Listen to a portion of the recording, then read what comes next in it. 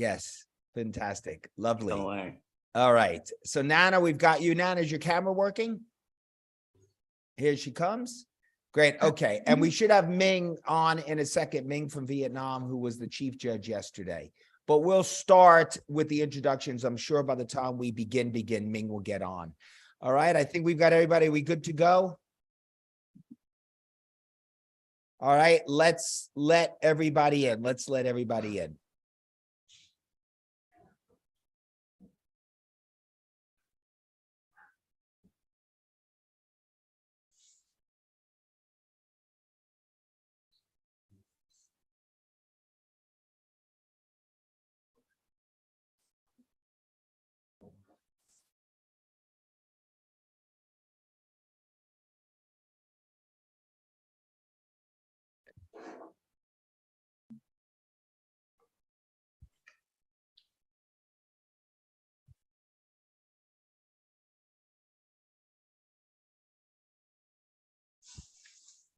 Great.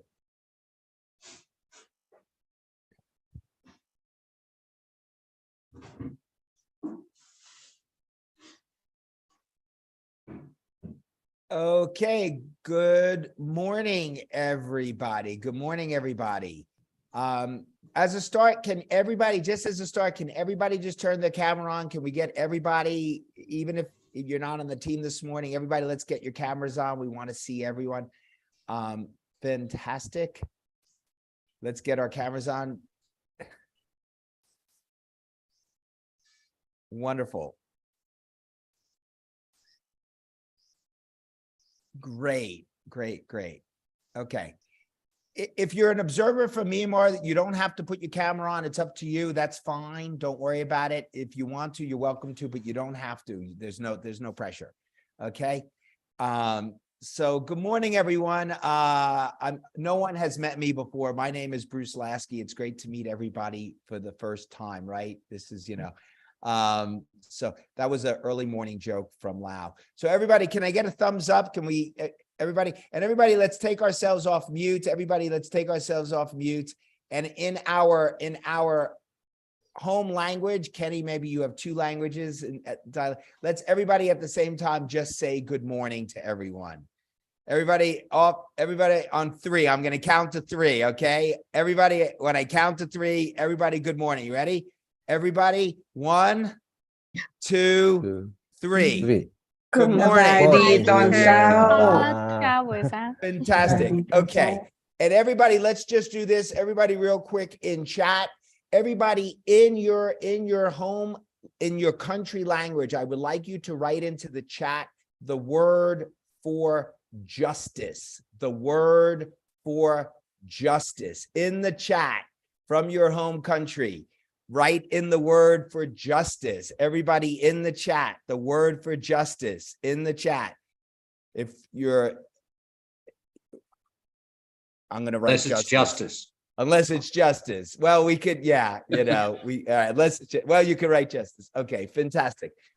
So everybody, wonderful. Let's just take a look. All right, we got some Myanmar language going, stuff. Beautiful. So everybody, welcome to day 2. Can I get 2 fingers up? 2 fingers up.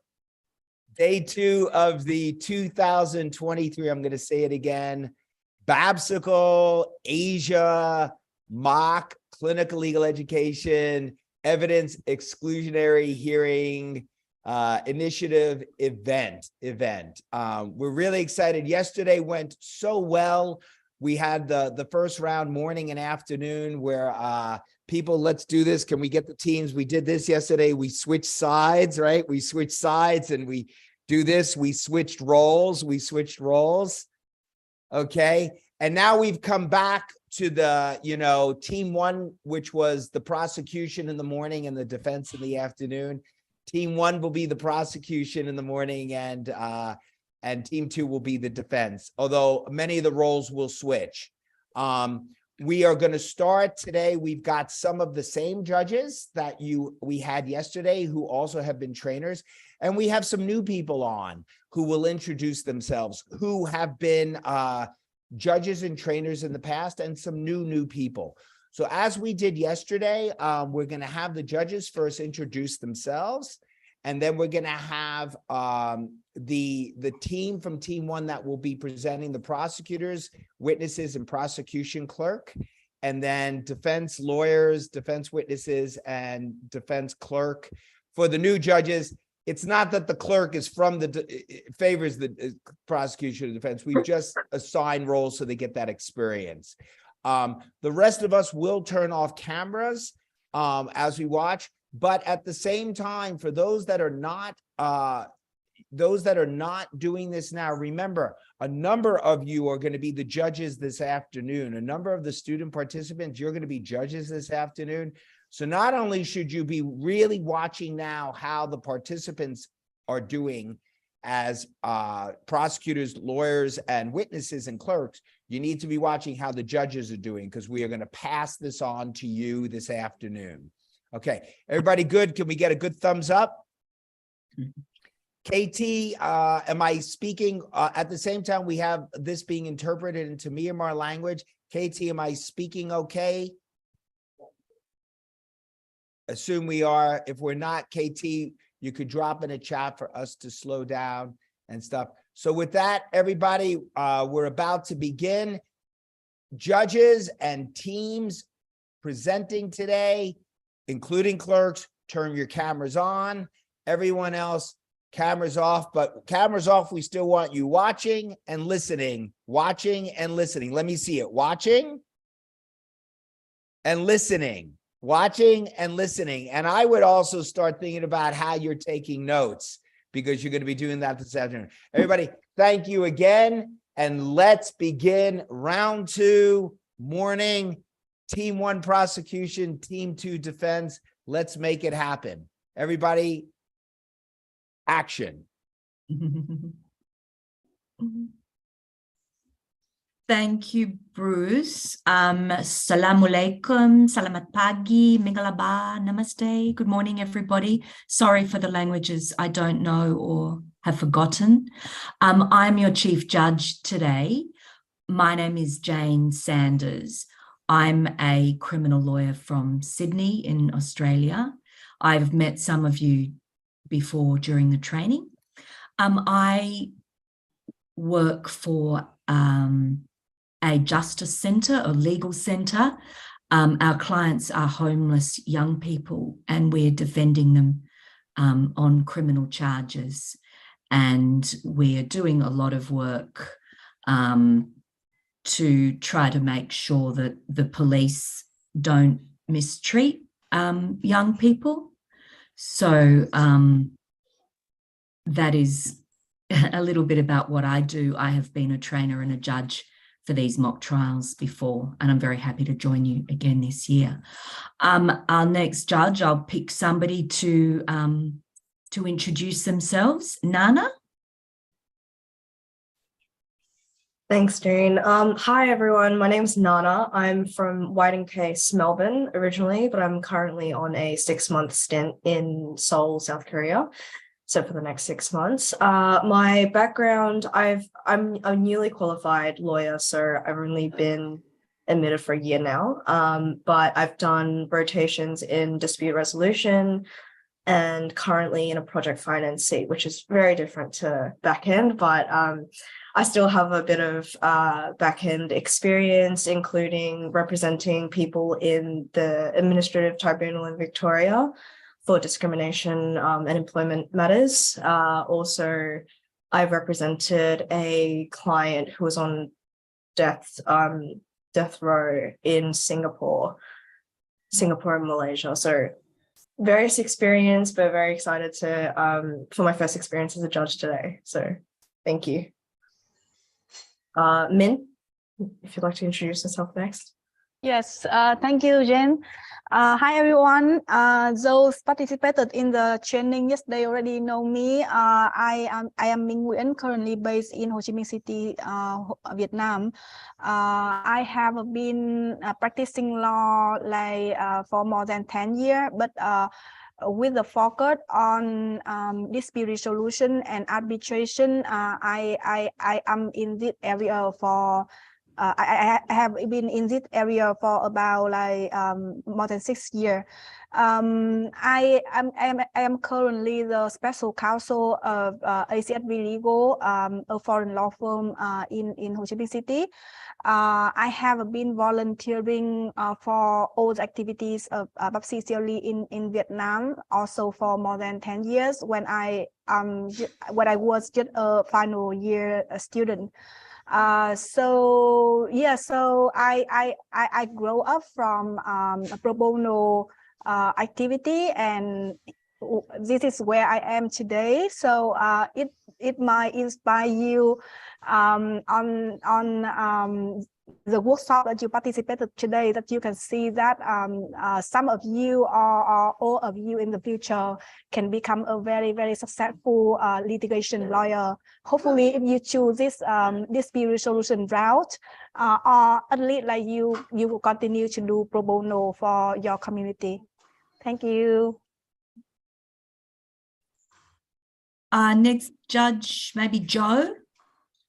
Thank you. My name's Joe Lynch. I'm an Australian lawyer and have practiced as an Australian lawyer for 43 odd years. I originally, for the first part of my career, worked in a regional firm and became senior partner in that firm for quite a number of years.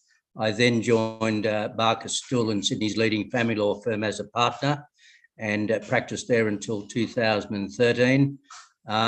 And I'm now a partner in Lana Lawyers at Chiang Mai, Thailand.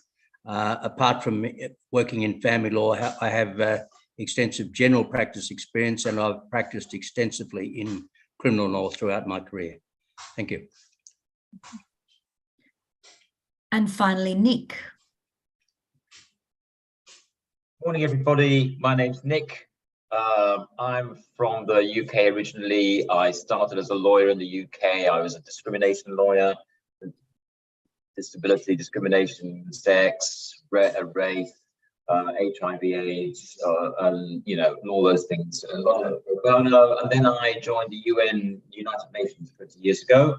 I've been in Asia for 15 years. I was in Vietnam for 5 years, Bangkok for 10, and shortly, probably moving to a country much closer to Joe, Jane, and Nana, and much further away from the rest of you.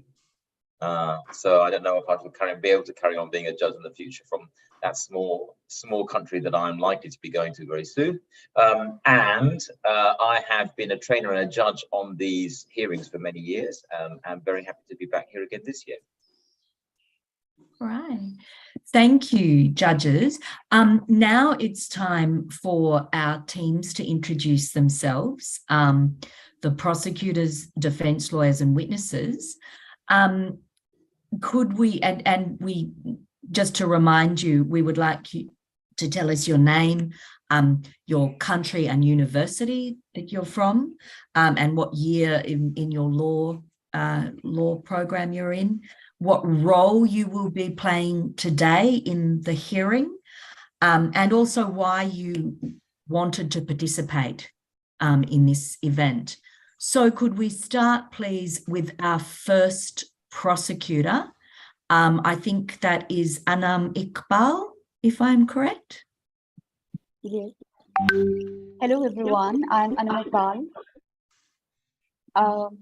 I'm from Lahore, Pakistan, and I'm currently studying in Kinnaird College for Women. And I'm a fourth-year law student, and there is basically a semester system in our university. So I'm an 8th semester student, and I'm playing the role of prosecutor 1 today.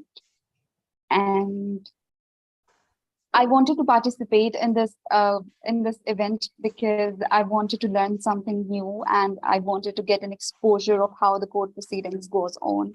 So this was my motivation for being a part of this event. Thank you. Thank you. Prosecutor number 2, Alice. Yes, hello everyone.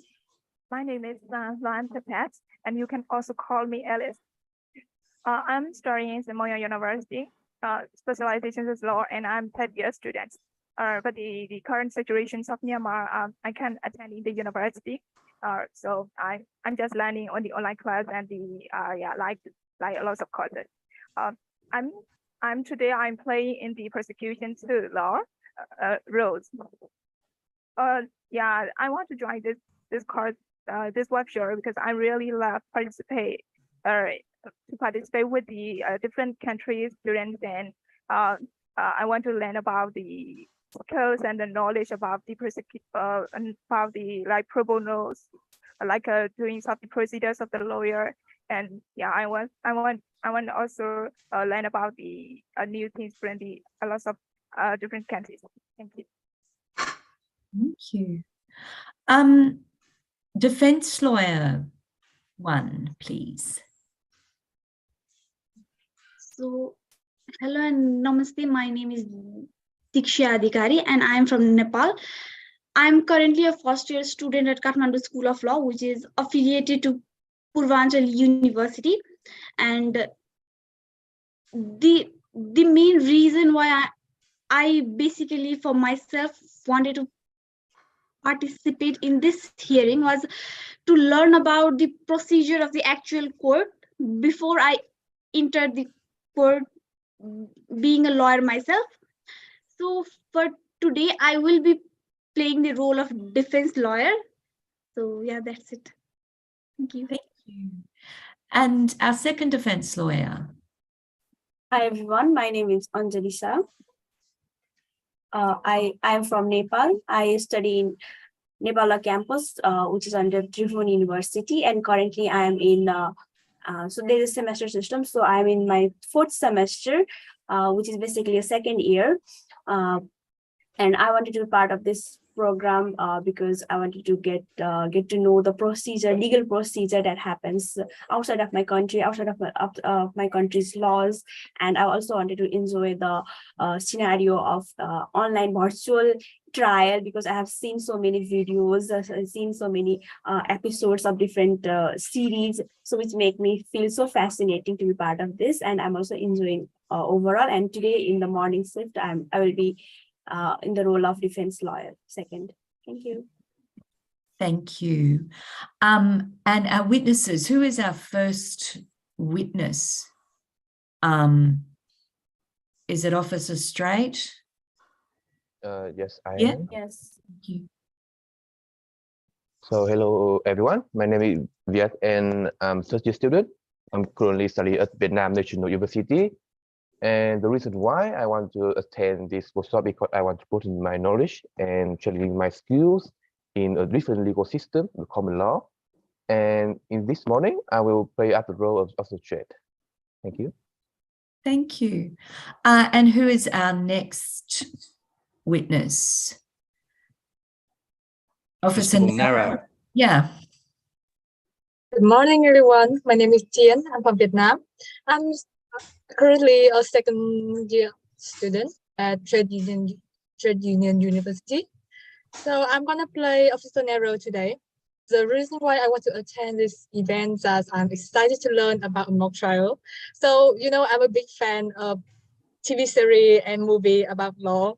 So I want to learn how other law systems organize the hearing, etc. And also improve my soft skill like public speaking or critical thinking. Thank you. Okay, thank you very much. And now Ziggy Bagman, our next third witness, please. Who's Ziggy? Hi, good morning. I am Kenny. I am from the Philippines. I study at Arellano University School of Law. It's my final year actually in law school. So hopefully sometime soon I'll become an actual lawyer. But today I'm playing the role of Ziggy Bagman. And I joined this program, this mock CLE, because I really like to gain more experience or insights on how courtroom proceedings work. So that's one thing that I feel that I still need to learn more about. Thank you. Thank you, Kenny. And our next witness is Eltra Parker. Would you please introduce yourself? Okay. Good morning. Hello, everyone. I'm Andian Ahya. I study at law in Pasundan University. So this is my 2nd year. I'm from Indonesia. Today I take witness role from defense group Astro Parker. So I participated this event to encourage me from my comfort zone because I learned many things in here. I learned how law system work here, like the trial. Also in here, I can build connection with you guys. Thank you. Thank you. Next we have Hanina, who is playing Dane Carrier. Yes, hello everyone. My name is Hanina Diastiti, and I'm from Indonesia. Currently, I'm studying law at Pasundan University. I'm also on my second year, and today I'll be playing as Dean Career, a witness from defense side.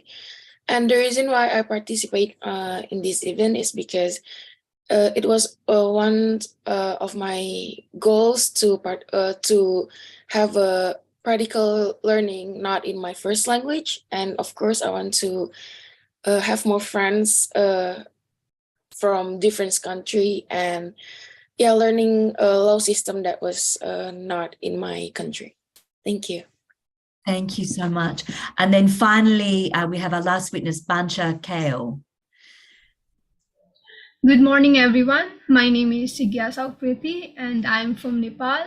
I study in Kathmandu School of Law, which is affiliated with Purbanchal University. And for today's session, I'm playing the role of Bancha Kale from Defense Witness. And the reason I chose to be a part of this event is that I think this is a great opportunity to learn, to explore, and yesterday's event and the previous workshops have been fruitful of it, and I'm a first-year student. Thank you, Chikyasha. All right, I think the hearing is about to begin. No, we need to call the clerks. We need to call the clerks first. Yeah. Clerk introduction, and then we're going to start with a brief video and then the clerks. Yep. Hand over to the clerks. All right. So could our clerks, please, prosecution clerk first introduce themselves? I'm sorry. Yes. Hello, everyone. Good morning. I will be the clerk for the first part of this hearing. My name is Anam Gilang Pamungkas, and I am a third-year law student in Pasundan University in Indonesia. And the reason I wanted to join this event is because I really love to learn more about law, and especially about the different systems in the legal system that we in Indonesia. We have civil law, and now we also have learned a little bit more about common law in this event. So it has been a great experience, and I look forward to learn more. Thank you. And our defense clerk, please. Hello, everyone. This is Isha Farid. I'll be the clerk for the defense today. I am currently a fifth-year student at the NHLD Canade Law School, and in Pakistan. I wanted to participate in this event because in Pakistan, we do not have a separate hearing for the exclusion of evidence. So that was a very important factor that led me to be more motivated to participate in the event. And well, overall, it has been a very good experience. And yes, that's it. Thank you. All right. So is it time for us judges to leave the room? Yes, and as you leave the room, and we're going to show the videos, yes. And then we'll watch some little videos, and then clerks, when you're ready, you can call us back in. Okay.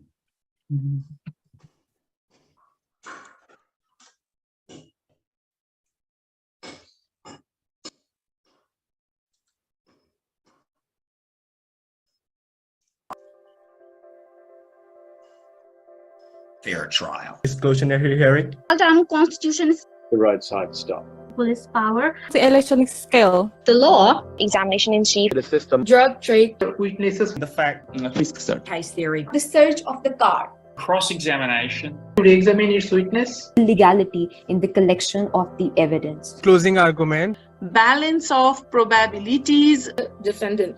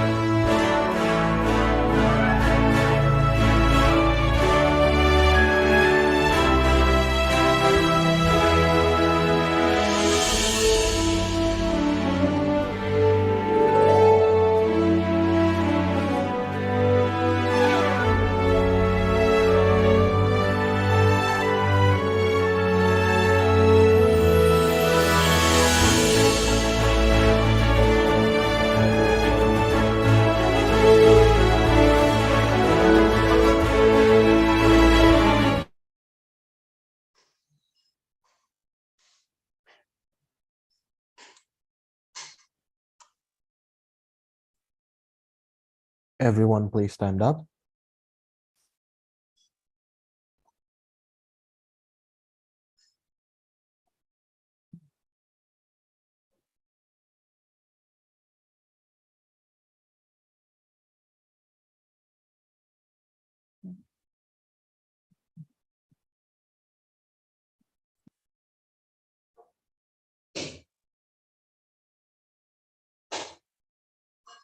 Everyone, please be seated.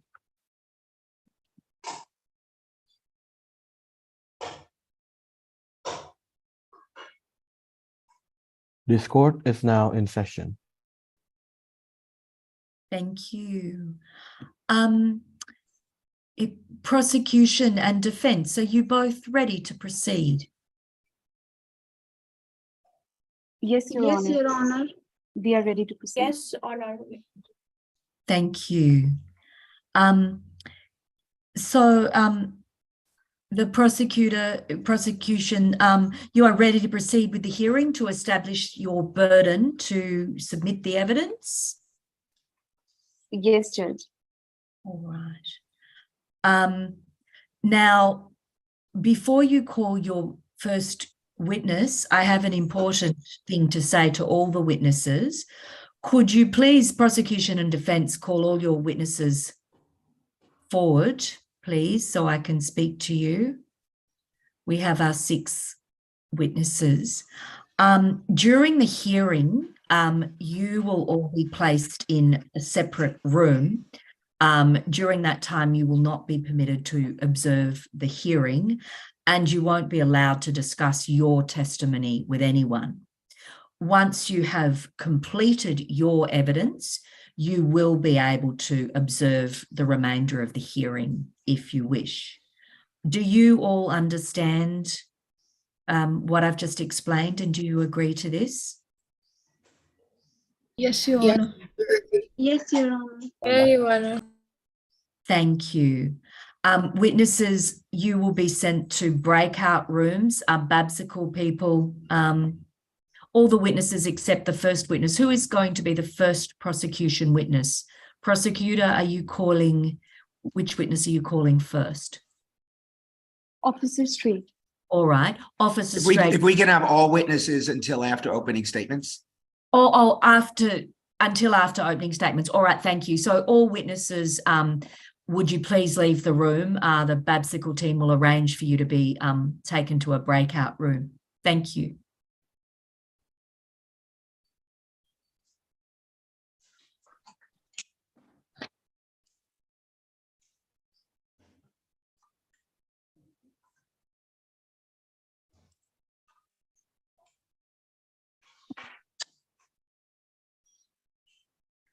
All right. Madam Prosecutor, are you ready to proceed with your opening statement, please? Yes. Thank you. Your Honor, the prosecution is here today to defend the legality of the search conducted on Eltra Parker's vehicle on 1st March 2023. Eltra was found to be in possession of a significant amount of cocaine and has subsequently been charged with possession of a dangerous drug with intent to sell. However, the defense lawyer has filed a motion to exclude evidence, claiming that the roadside checkpoint was conducted illegally and the officers conducted an improper search of Eltra's vehicle. As a prosecutor in power by the state of Sultani, I respectfully would put forth 4 issues that need to bring to the main trial. First, that Officer Strait had the reasonable suspicion to establish a roadside checkpoint and it was lawfully established. Second, that Officer Strait had reasonable suspicion to conduct the frisk search. Third, that Officer Strait had reasonable suspicion to conduct the search of the car. Fourth, that the opening of the phone, which was protected by a passcode, was necessary. The prosecution will argue that the checkpoint was lawfully established and the search of the vehicle was conducted with reasonable suspicion. Additionally, the frisk search of Eltra Parker and the opening of PDP's phone without Eltra Parker's consent or a warrant were also done due to a reasonable suspicion and necessity, and that the phone was being opened under the doctrine of inevitable discovery. Your Honor, on 1st March 2023, Senior Officer Strait was in charge of the checkpoint established at Pacific Avenue. The checkpoint was being established because the Sultano Police Force had received reliable information from some confidential informants that there is drug trafficking going on in the Pacific Avenue. So there had reasonable suspicion to establish the checkpoint. On approaching the vehicle, Officer Strait introduced himself to the accused and asked for his identification.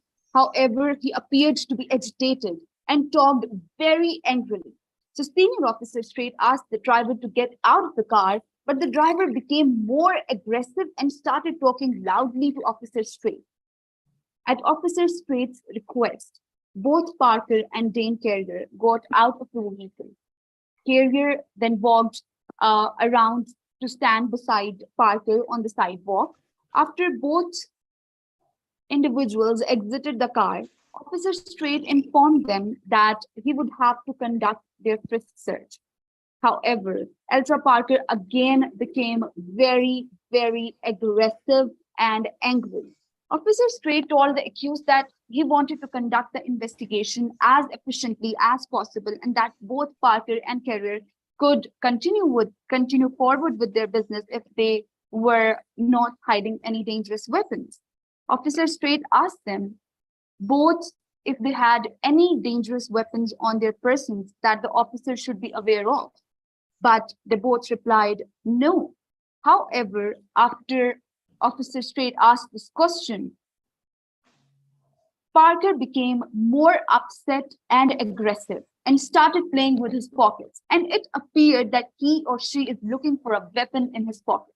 So it raised a reasonable suspicion for Officer Strait that Parker might have something dangerous with him. So Officer Strait then took hold of Parker and Carrier as a public safety measure to prevent any potential harm that could be caused by a dangerous weapon.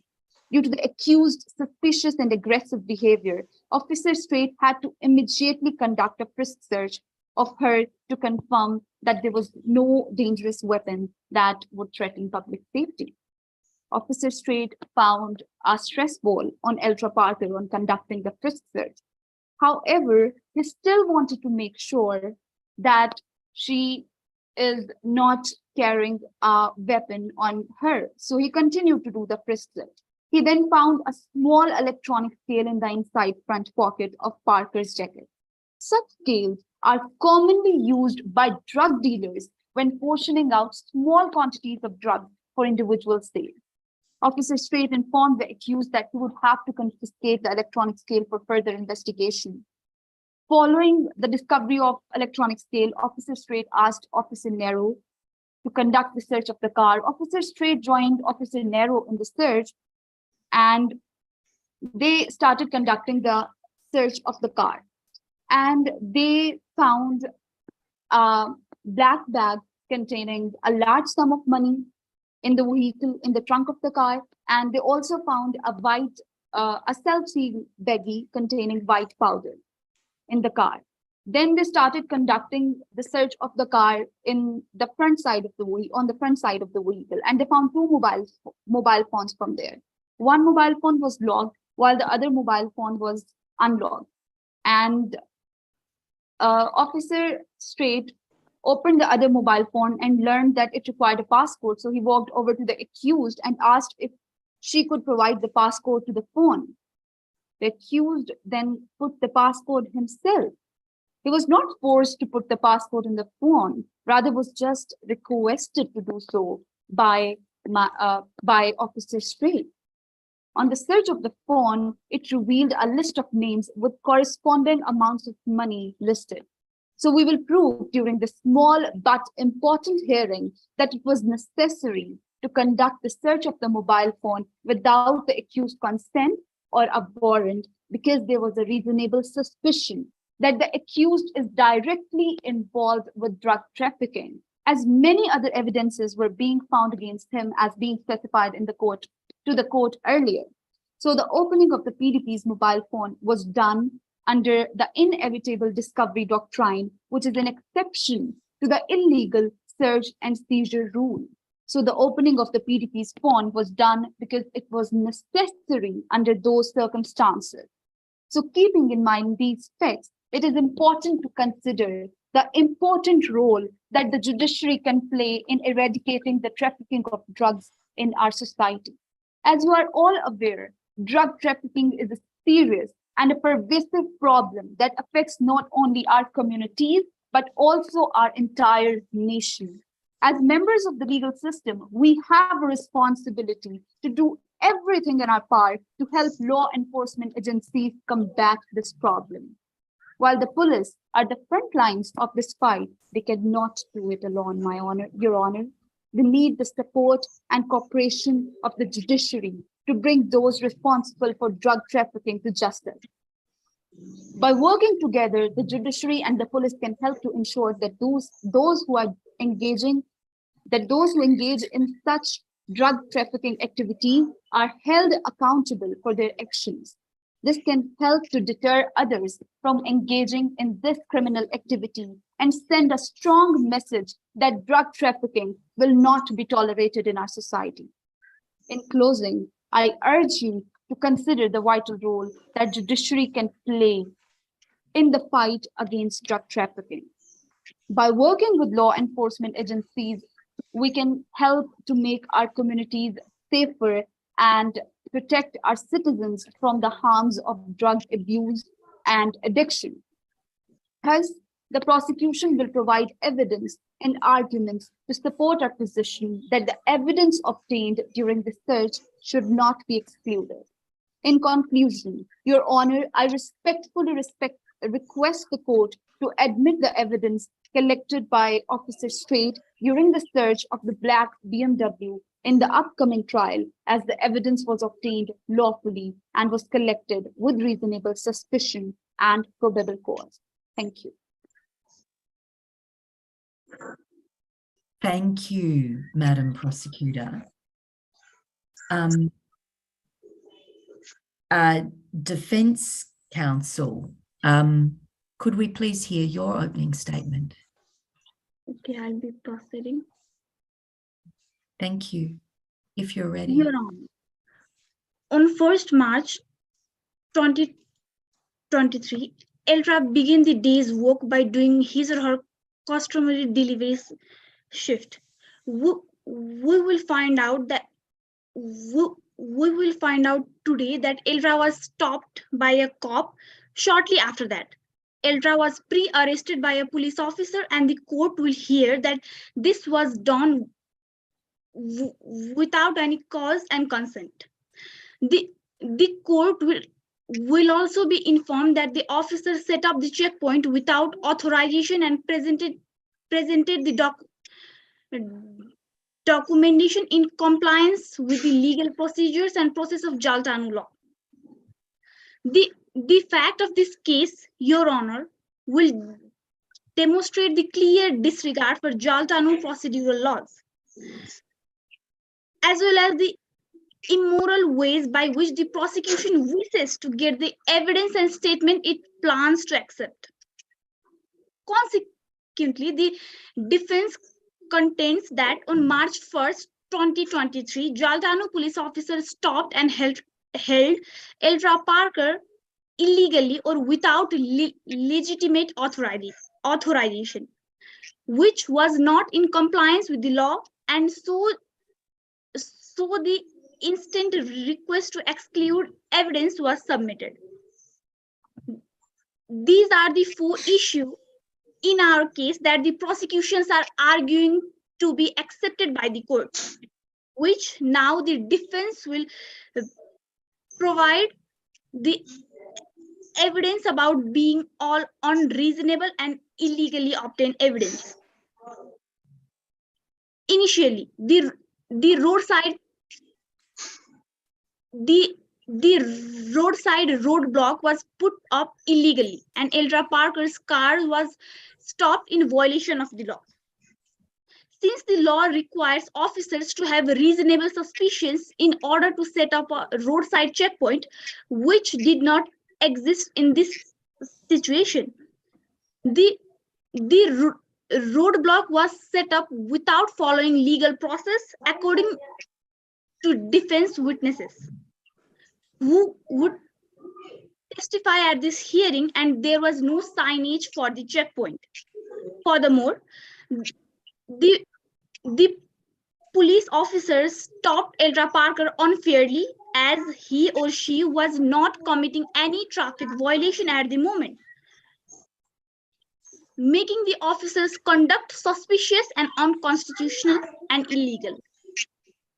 Secondly, that the frisk search of Eldra Parker was performed unlawfully because Eldra was not committing any traffic violation, and his or her manner and aggression towards the cop was basically because of the officer's aggressive behavior. Hence, there was no reasonable suspicion to conduct the frisk search. The law provides that the absence of probable suspicion, a search warrant is required to search a person, and if not, the individual's agreement or consent is required.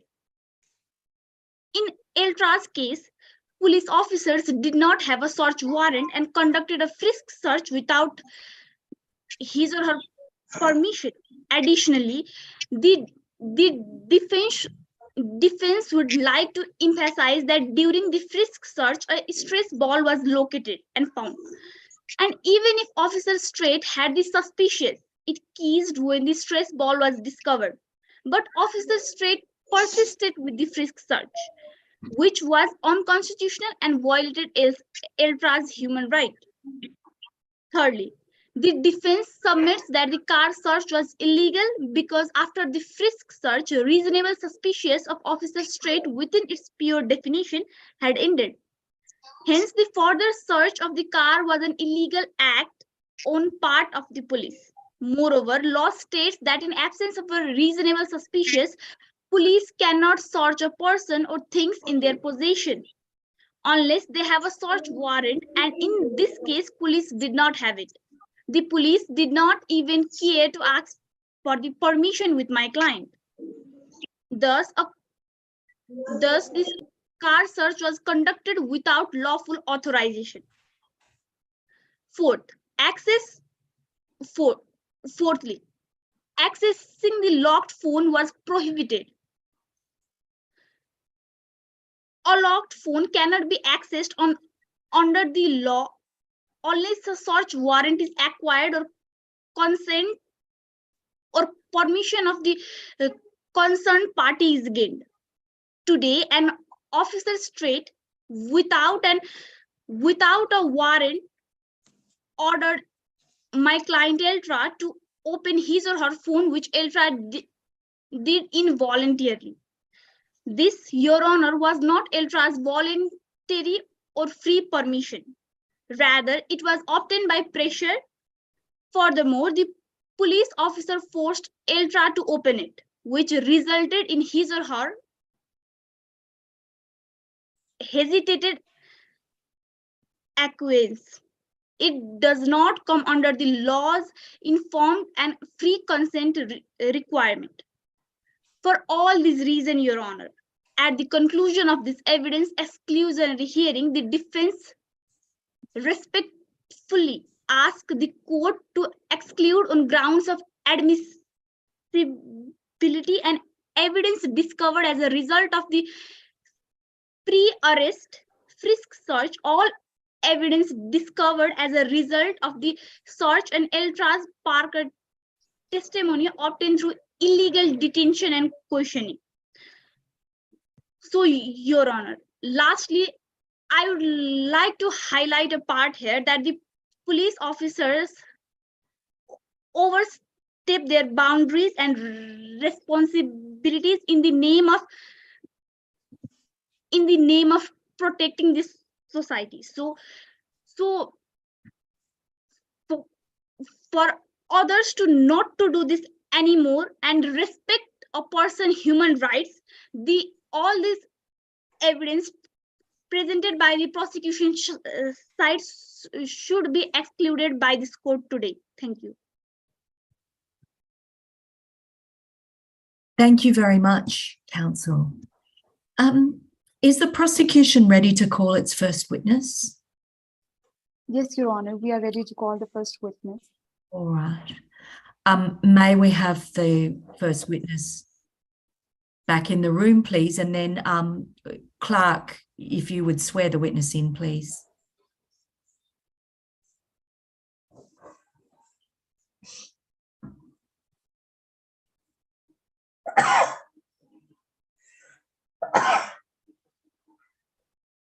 Is the witness already in the court?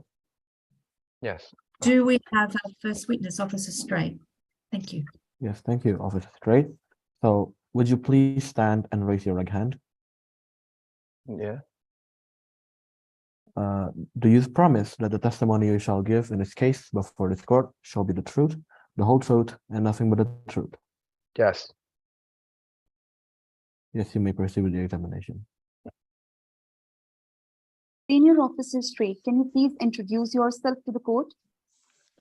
So my name is Straight. Currently, I'm a senior officer at the Zatanu police station, and I'm 49 years old, and I have been the member of Zatanu police station for the past 16 years. And I have worked at the traffic control for the past 9 years. Yes. Okay, so can you please tell us about your experience on the 1st of March 2023 and your roles? So on 1st March 2023, can you please describe your roles and responsibilities at the traffic checkpoint on Pacific Avenue and Dexter Road? So on the 1st of March, I was on my duty to conduct a traffic checkpoint on the corner of Pacific Avenue Road. And I set up the checkpoint about 10 a.m. in the morning. And we set it up because we have received a report, like information that there will be a truck trafficking go through the Traffic Avenue Road. And as the morning, I work with my partner, Officer Nero. Can you please tell us about the vehicle you directed into the checkpoint and what you observed as you approached it? After I finished the set up the checkpoint, I think about at 11 a.m., I have direct black BMW into the checkpoint. And when I pulled them over, I saw there are 2 persons in the front seats. So lately, when I can see clearly the two persons in front seat faces, I immediately recognize the Dan carrier. He was, previous arrest before due to the drug. And then, I introduce myself and I tell them this is the routine police checkpoint. So I ask them where are they heading today. And the last person, not Denver, she introduced herself as El Chapaca, and she go out for work for the PDB. Can you please tell that what did you notice about Ultra Parker's behavior? When I first asking her, so when I started crouching up to try to look to the window to see what's happening in the car, and I think Parker started to appear like anxious and nervous, and I think as I recall, I see her eye was bloodshot. And I see a rolling paper and clips to back in the car, and I started to think maybe her using some illegal substance. Can you please tell the court that why did you ask Ultra Parker to get out of the vehicle? Of course, after that, I just asking her what do she had in the car trunk in the package, and this Parker is refused to discover anything to me, and I think she started to raise her voice and become aggressive. And at that time, I think it's something unusual to Elsa Parker at that time. Can you please tell that why did you conduct the frisk search on Ultra Parker and Dane Carrier? Yes, after that, I asked her out so I can do Fisher, but then I think she was asking me with this point, like, do I need a lawyer and how do I get one now? It's up to you. But after that, I saw she started reaching her hand into her pocket.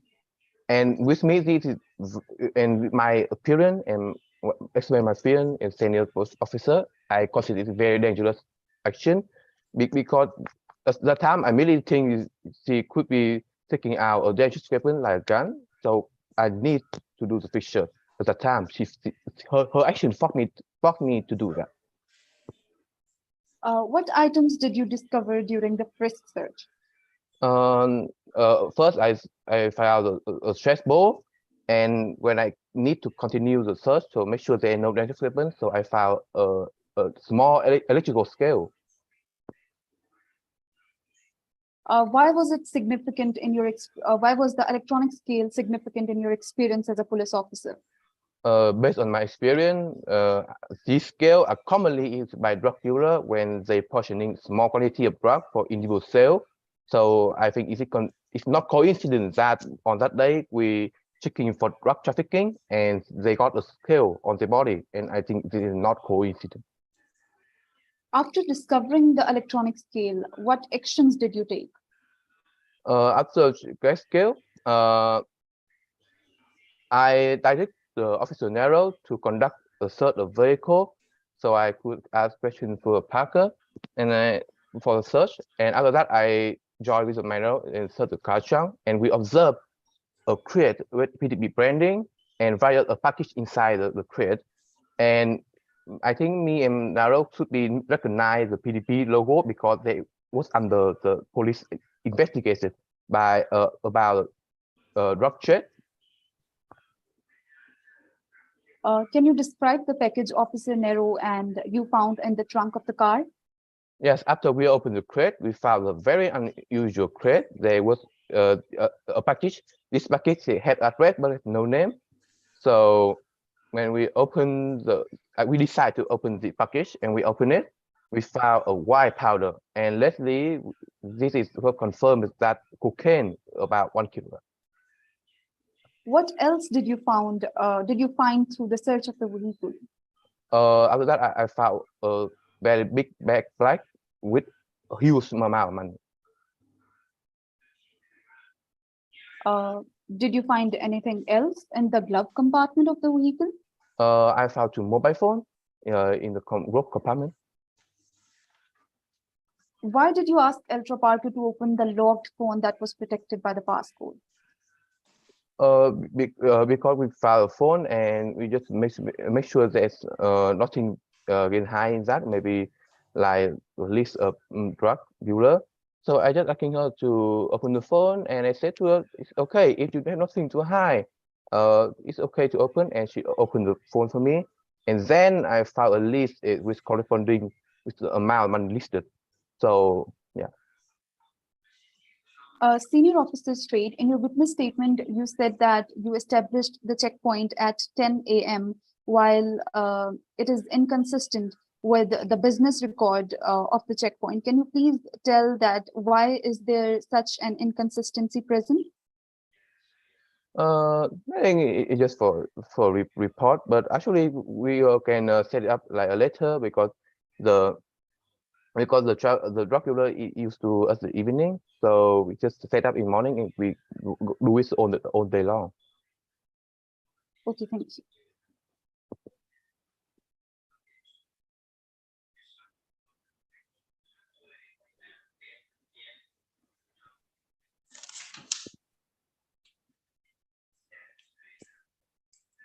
Is the prosecution finished their chief examination?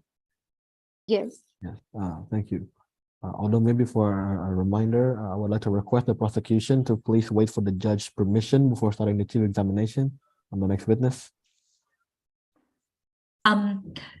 Thank you. If that's the chief examination, defense counsel, any cross-examination? Yes, Your Honor. Thank you. Please proceed. Officer, senior officer straight, Yes, I am. are you ready to answer my questions? Yes. I will be proceeding. On March 1st, 2023, you set up a checkpoint, right? Yes.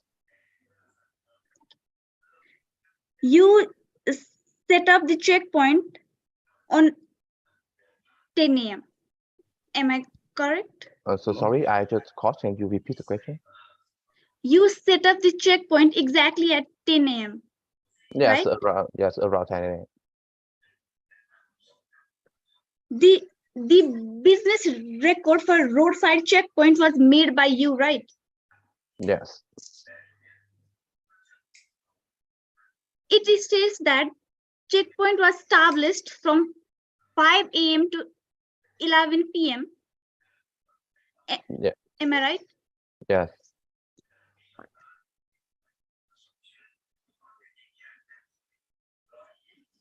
On the reason for establishing it, you mentioned the reason to be drug trafficking during evening and nighttime hours.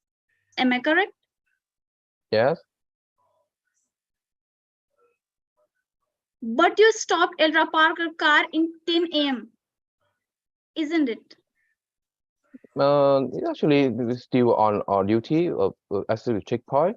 I said it's usually occur at night. It doesn't mean it's not occur in the morning. Okay, I understood that. But was there Dane carrier in passenger seat in the car? Huh? Pardon? Can you repeat the question? Was there Dane carrier in the passenger seat in the car? Yes, You recognized him? Yes, I recognize him because he had previous arrest for drug dealer before, so I immediately recognize him. Okay, officer, I get that.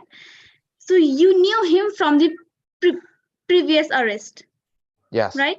Yes, a drug. So that was the reason for your suspicions. Am I right? So Dane carrier being in the passenger seat was your suspicious for suspecting that the car is used for drug dealing. Am I right? Please answer in yes or no. Yes, but it's just one of my suspicions. Okay, yes.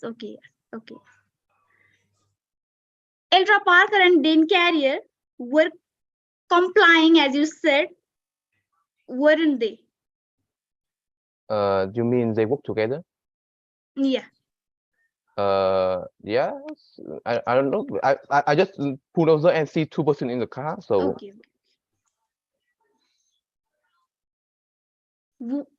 While you were conducting this frisk search and car search, Eldra Parker asked for a lawyer, right?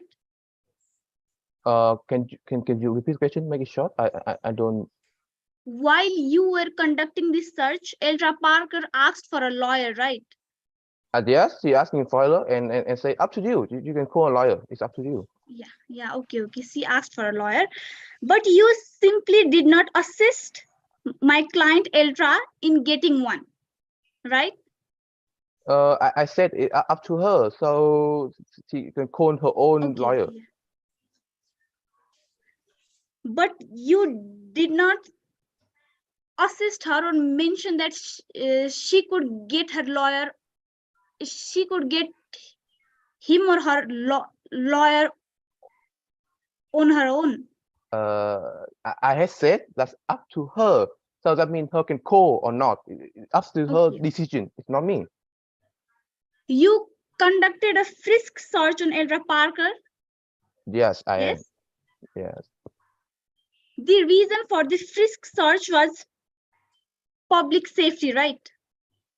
Yes. Okay. So during the search, you found a stress ball. Am I right? Yes, one of my two thing I found in her body. So you found no any harmful weapons and hazardous item during the frisk search, right? Yes, and luckily it just I don't expect her have any weapon in her body. Okay. Because it's So terrible you if did. find out. So you are saying that you did not found any hazardous weapon. Yes. So suspicion for public safety was resolved, right? So there was no any suspicions left that public were in danger. Of course, when I finish my research, of course, I surely to make sure there's no dangerous for society because Yes. there's no weapon on their body. But you still continued the frisk search.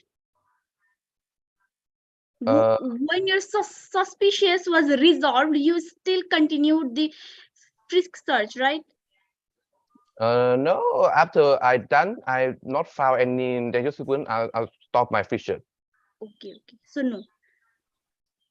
You found 2 phones in the glove compartment. Am I correct? You found 2 mobile phone mobile phones in the glove compartment. Yes. You asked Ultra Parker to unlock the phone, didn't you? Yes. So did you have a search warrant at the time? And I have a search warrant for the car, and I asked her consent to open the phone. I give her the phone, and I just, if you have nothing to hide, you can open the phone for me. And Did you say that you had a search warrant for the car search? Of course, because we on duty on that day for the checkpoint, for traffic checkpoint. Of course, we need the right and warrant to conduct the checkpoint and the warrant to search the car. Yeah. So for the phone search, so to open the phone, did you have a search warrant for the phone? I don't have the search warrant for a phone, but I have her consent to open the phone.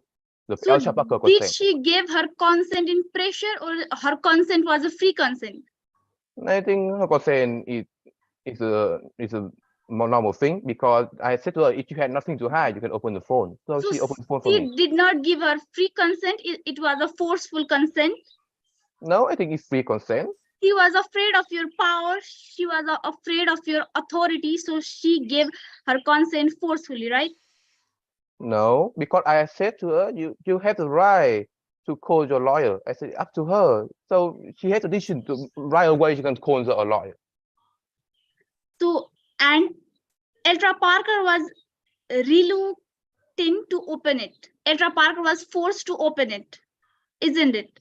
No, like I said before, she gave her consent to open for me. Okay.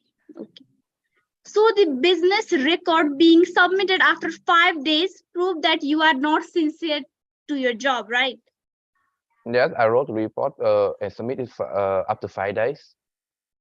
So it shows that you are not much sincere to your job, right? No, actually, the each time we conduct a traffic checkpoint is about 3 or 4 days. So after 5 days, I have the time to resum all of my report. Okay, the cross-examination has ended by the defense side.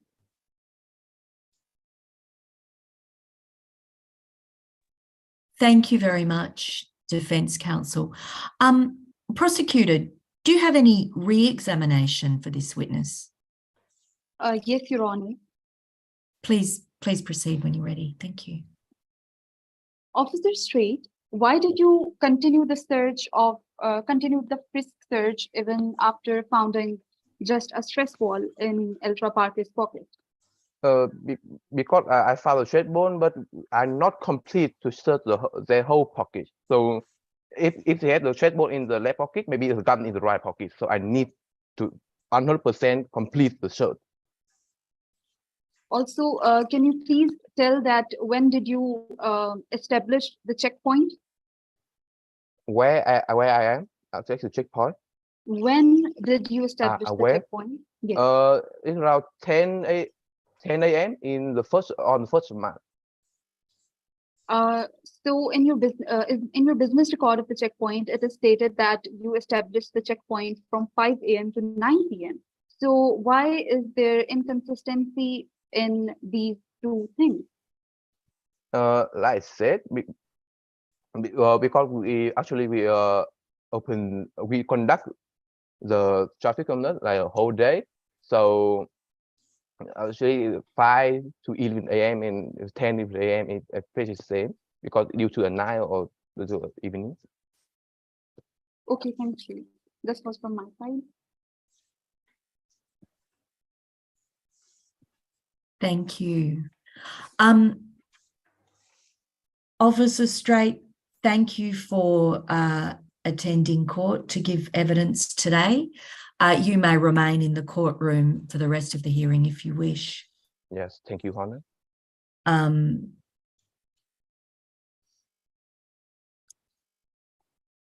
Thank you. Prosecutor, are you ready to call your next witness? Yes, Your Honor, I'm ready to call my second witness, Officer Nero. Thank you. Clerk, will you please call the witness into the courtroom and swear them in? Thank you. Is Officer Naro in this court? Yes. Okay, so Officer Naro, please stand and raise your right hand. Officer Naro, do you promise that the testimony you shall give in this case before this court shall be the truth, the whole truth, and nothing but the truth? Yes, I promise. Thank you. The clerk has been sworn, Your Honor. The witness has been sworn, Your Honor. Thank you, Clerk. Madam Prosecutor, whenever you're ready, please. Yes, Your Honor. Officer Nero, can you please introduce yourself to the court?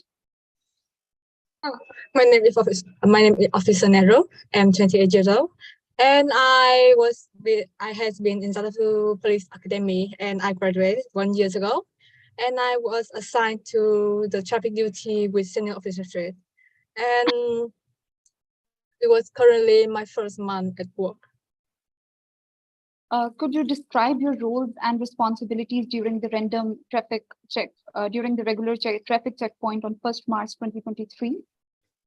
Oh, the 1st of March 2023 was my third day at work, and I was assisting senior officer street to set up the checkpoint.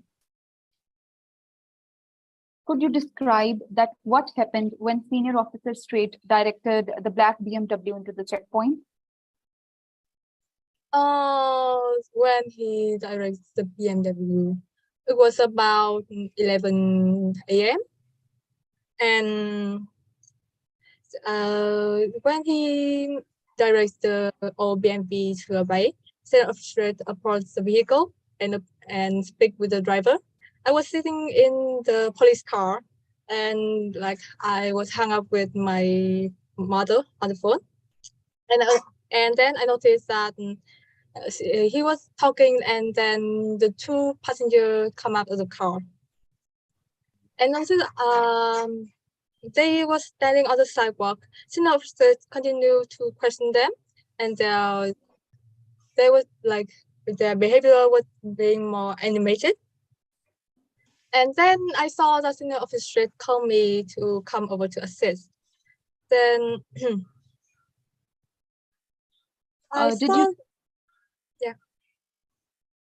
Did you notice anything unusual about the driver or the passenger of the BMW? As I approached them, I saw some of their conversation. Their tone they speak a little bit loudly, like they are raising their voice, and their hands was being extra animated. Why did you conduct the frisk search of Ultra Parker and Dane Carrier? Oh, that was when I come over to Officer Shred. I saw that Elsa Parker, the one was wearing a PDP uniform, was reaching inside their pocket. So I don't know what they were reaching for. Like, then Officer Shred would say that we need to do a frisk search. Like, I'm pretty nervous. Like, I haven't seen a weapon before. Like, I haven't conducted a frisk search before. But maybe it's kind of dangerous. And I have some suspicions about that. What did you find on conducting the frisk search? Officer Shred conducted a frisk search on both Elsa Parker and Dan Carrier, and then he found an electronic scale. Did he found something else as well?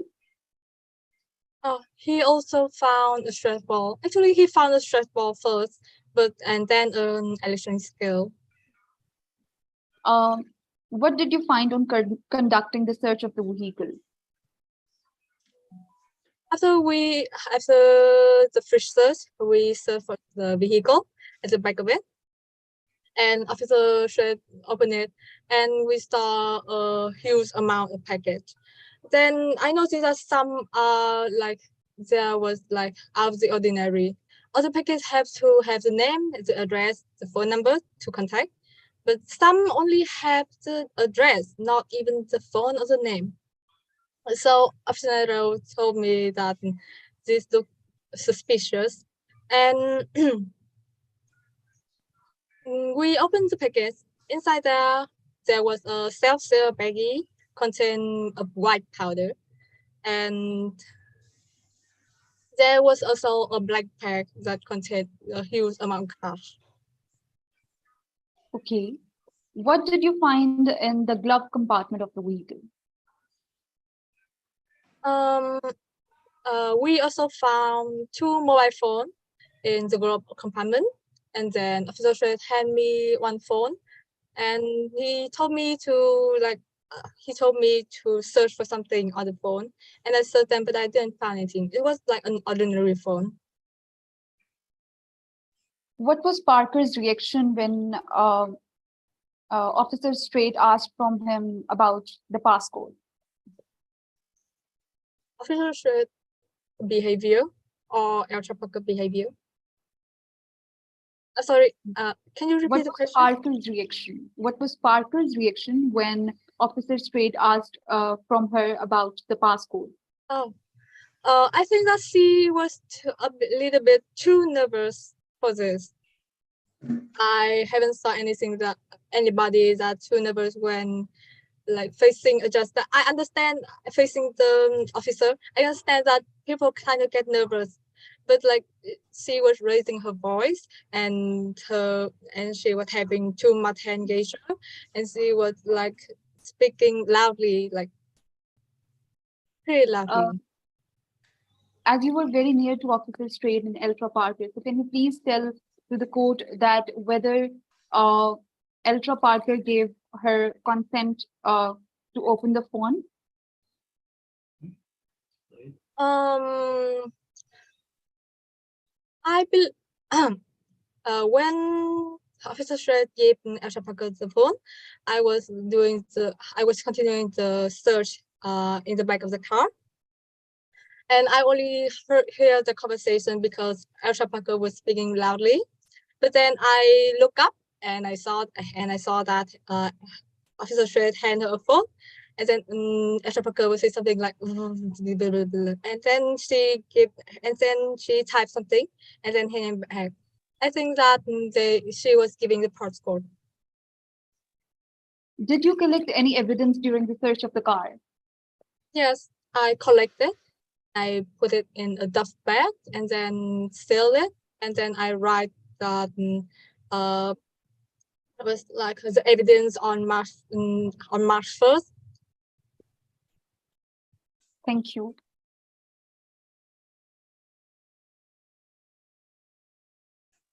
Thank you. No further questions, Madam Prosecutor? No, Your Honor. Thank you. Defense Counsel, would you like to cross-examine this witness? Yes. Officer Naro, are you ready? Yes, I am. So would you like to remind us where were you on 1st March 2023? I was assisting officer, senior officer straight on a random checkpoint. Okay, so you just mentioned that it was your first month of your tenure. So could you remind which day was it? Excuse me?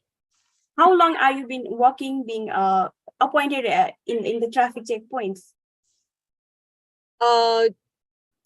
Up to that day, it was my third day working. Okay.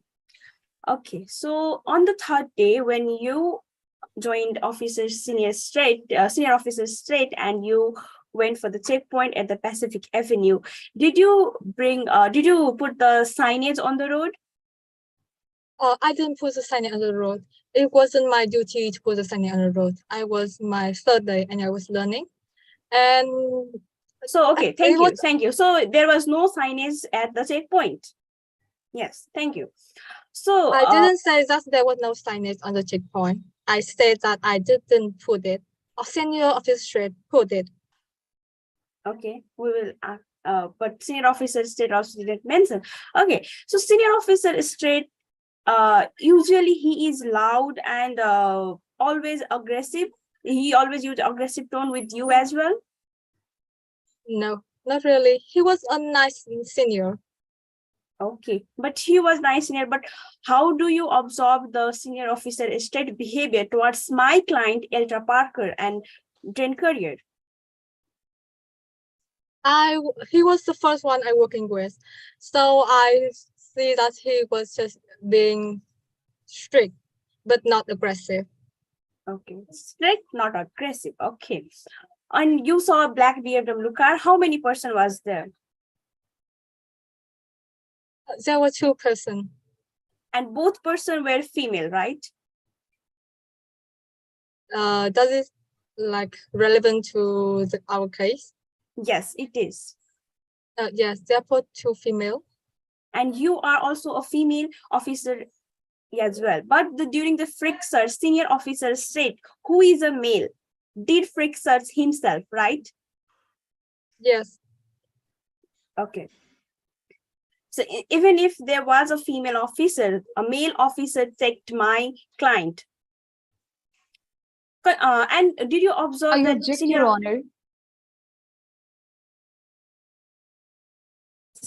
What's your objection? This question of defense lawyer is not relevant. All right. Defense counsel, how do you say it's relevant? I think it is relevant, ma'am. I not only think it is relevant as per the law, because the frisk search which is done in the body of a human being, and it is totally invalid, and it is illegal, a male person checking a female body. It is not as per the gender rule, and it is a violation of law, and which I want to prove over here. All right. I'd like to ask the other judges, please, what are your views on the objection? I think it's relevant. It's all part of the procedure that the police went through, and it indicates a pretty unusual behaviour on the part of the police. Frankly, when a female officer was there who could have conducted the frisk search, I think it's relevant.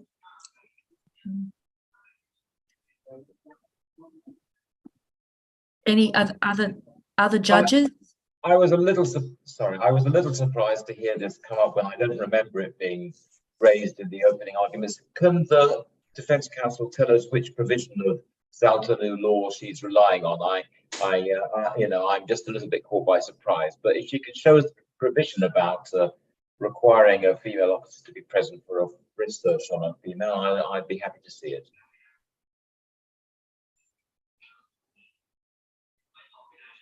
Should I answer now? Yes, please. Okay, so specifically in the police power, Jaltanu police power and responsibility, there are no laws, but in practice, we have been we have been the protect Jaltanu country is the democratic country, and we have been protecting the democratic norms and values. And according to the democratic norms and values, there should not be a mention law as it is. There should be a point for law as out to be. Being a democratic nation, we must respect. And as per that, I presume the norms of Jaltanus being gender friendly, not gender aggressive. All right, thank you. Do the other judges have any other comments or questions for the advocates about the objection? The lawyer says there's no specific law, but in my view, it is relevant because it goes to the issue of intimidatory behaviour on the part of the police officer. Yeah, I think the ground for objection is that it is not relevant, but I think the question here is relevant. So I think we should approve the objection. Yes. Other Judge Kwon, do you also agree? Yes, I agree that the Yes. objection should be overruled. Yeah. So yes, we will overrule the objection and allow the question. So just to be clear, the question's not being asked to try to prove that Officer Straight broke the law by doing that, by being a male officer present for a frisk search, but that it all goes towards the effect of the police behaviour on Eltra Parker. So we'll allow the question. So if you would continue, would you like to just ask the question again, please, Defence Counsel? Thank you, Your Honor. Officer Naro, I would like to rephrase my question. So you being a female officer presented over there, you were accompanied by Officer Straight. Officer Straight was questioning my client, Eltra Parker, and the courier in the car, and he asked my clients to step out of the car, and while doing frisk search, you were not called. Am I right?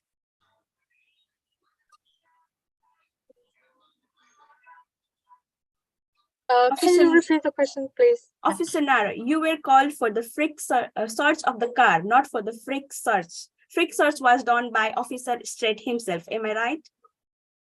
No, he called me over. He didn't stay. He just called me over. He called you, but he did himself the frisk search on my female clients. Yes. Okay, thank you.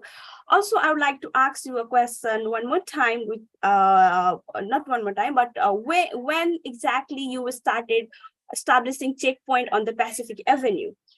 Exact which date? So which state mean location or time? Yes, like location. I mean, on the Pacific Avenue, when did you started having checkpoints? It was on the intercourse of Pacific Avenue. Oh yeah, on Pacific Avenue, when did you start?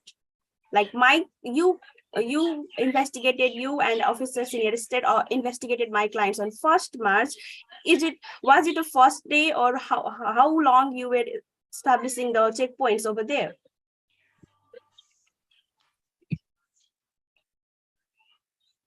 Are you not known about which day it was of the checkpoint? I'm sorry, could you say the question more clearly? Okay.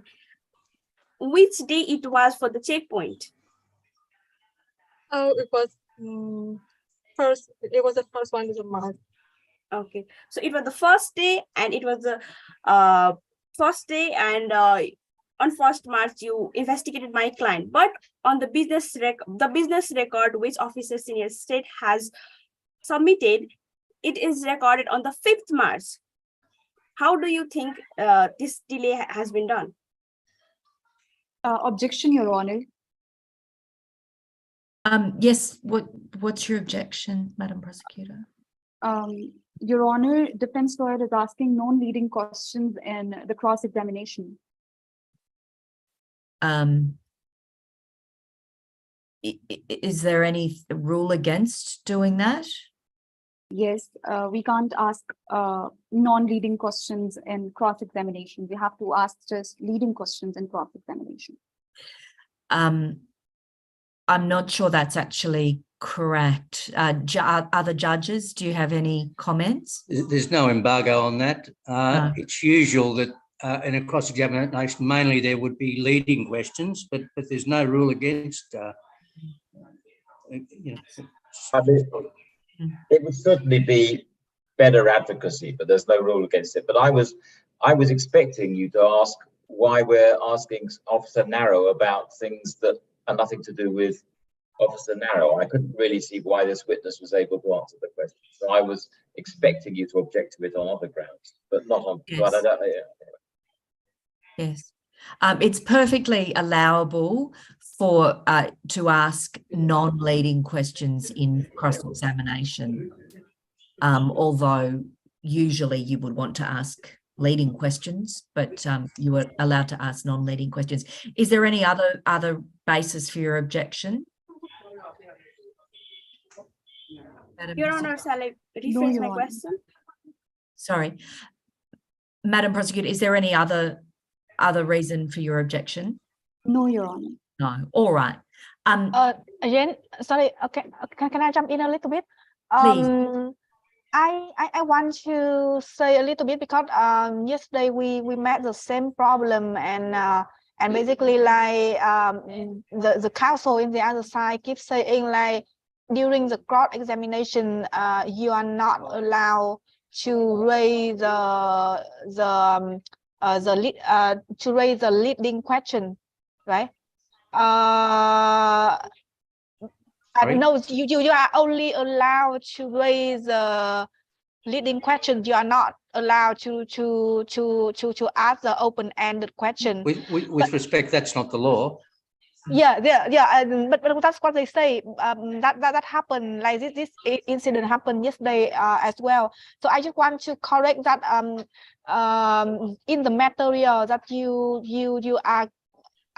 are given, I think like there are some sentence about you should only ask the leading question. You should not ask the open-ended question, because if the open-ended question, it will give the opportunity for the witness to say more about the facts. That's correct. That's correct. But that's correct. But that is the only cross-examiner does that at her risk. If she does that, right, she's not prohibited from doing it. So that is a bad practice. So I just want to tell the student that you should differentiate between the bad practice and what is the rule. So the rule does not say you cannot do this, you cannot do that. That is the bad practice that in the material given to you. It is just the advice for bad practice, not the rule. So I don't want people to confuse about that that issue. Yeah. Yes. Thank you. All right. Thank you. May I resume? Please continue. Yes. Thank you. Officer Narrow, during the Frick search, after the Frick search, you were found electronic scale and stress ball. Am I right? Yes. Was it a threat to public safety? No. Thank you. Also, you found a phone in two phones actually in the glove compartment, and one phone, my client's personal phone, was searched by you. Did you find any suspicion on her personal phone? I don't know which phone was that, but I found nothing on the phone. It was an ordinary phone. Okay, thank you. And another phone which officer state, a male officer to my female client who already did a Frick search and threatened in her somehow mentally, asked her to unlock the phone. Am I right? Can you repeat the question? Senior officers, you were there when senior officer Straight asked my client over and over to unlock the phone. Am I right? I was doing the car search during the time. I'm continuing the car search. But I saw when he lent Dr. Parker the phone. Okay, thank you. That's all my question. Thank you, Officer Nero. Thank you very much. Is there any re-examination of this witness? Yes, Your Honor. Please go ahead. Officer Nero, can you please tell that how the frisk search of Eltra Parker and Dane Carrer was being conducted? Oh, Officer Nero was doing the pat down outside, and he was like doing it. Is that, do you remember the IL test? They do the pat down like that. It was just outside of their clothes. I don't know why he didn't let me. Maybe I'm just a new one, and he did not really believe me. Maybe, or he was just to make sure. Is there any law that states that a male police officer cannot conduct the search of? Is there any Zaltanu law that states that a male police officer cannot conduct the frisk search of a female? As I remember, there is no. Objection, Mayor. Your Honor. Yes. We have already settled down this issue. Why the Madam Prosecutor is asking the same question again and again? Yes.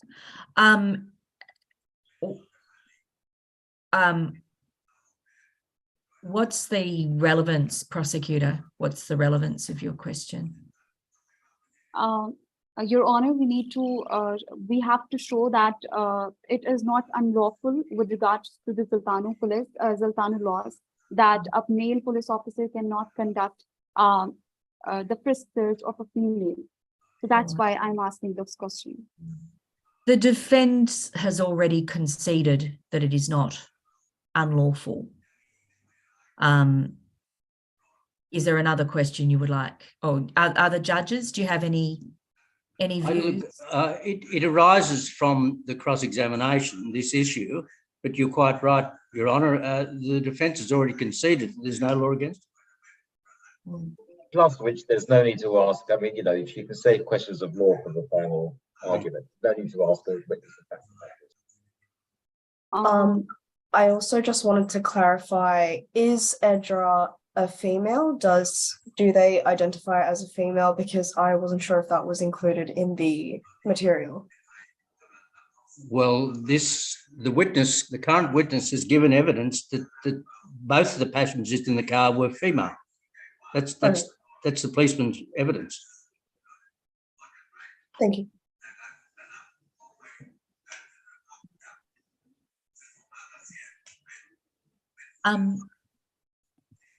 Thank you. Prosecutor, do you have any further questions? Please continue. Yes, Your Honor. Officer Nero, can you please tell that who put up the sign for the checkpoint? Oh, that was Officer Shrek. Officer Shrek said me to stay. Actually, Officer Shrek said tell me to come out and put the signage. But then my phone rang. It was a call from my family, and I can't ignore call from my family. So I said that, yeah, you can set it up. I will just watch it from afar. And however, it was about my grandmother. She was just 98 years old, and I was too focusing on my call that I didn't notice it. But Officer Shrek set it up by himself. Why didn't you why didn't you put up a sign yourself on the checkpoint? Actually, I think that it depends on my role. It was my first day. It was my third day at work, and to that day, Officer actually told me to come and set up the checkpoint, but I was busy with my phone. And after that, after that day event, I even asked him if I can come home early and end my shift early. I have a family urgent, and he would agree to that. So, did you see the signage of the checkpoint clearly? Yeah, I can saw that inside the car. Okay, thank you, Your Honor. Okay, thank you. Thank you, Officer Narrow. Thank you for attending court today. You're excused. You can stay and watch the rest of the hearing if you wish. Prosecution, do you have another witness? Yes, Your Honor. We have our last witness.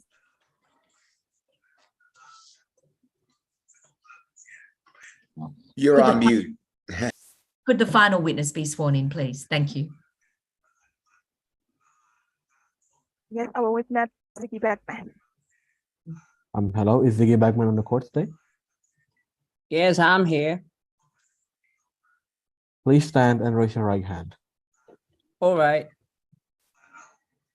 Do you promise that the testimony you shall give in this case before this court shall be the truth, the whole truth, and nothing but the truth? Yes, I promise. Thank you. Thank you. Madam Prosecutor, when you're ready, please commence.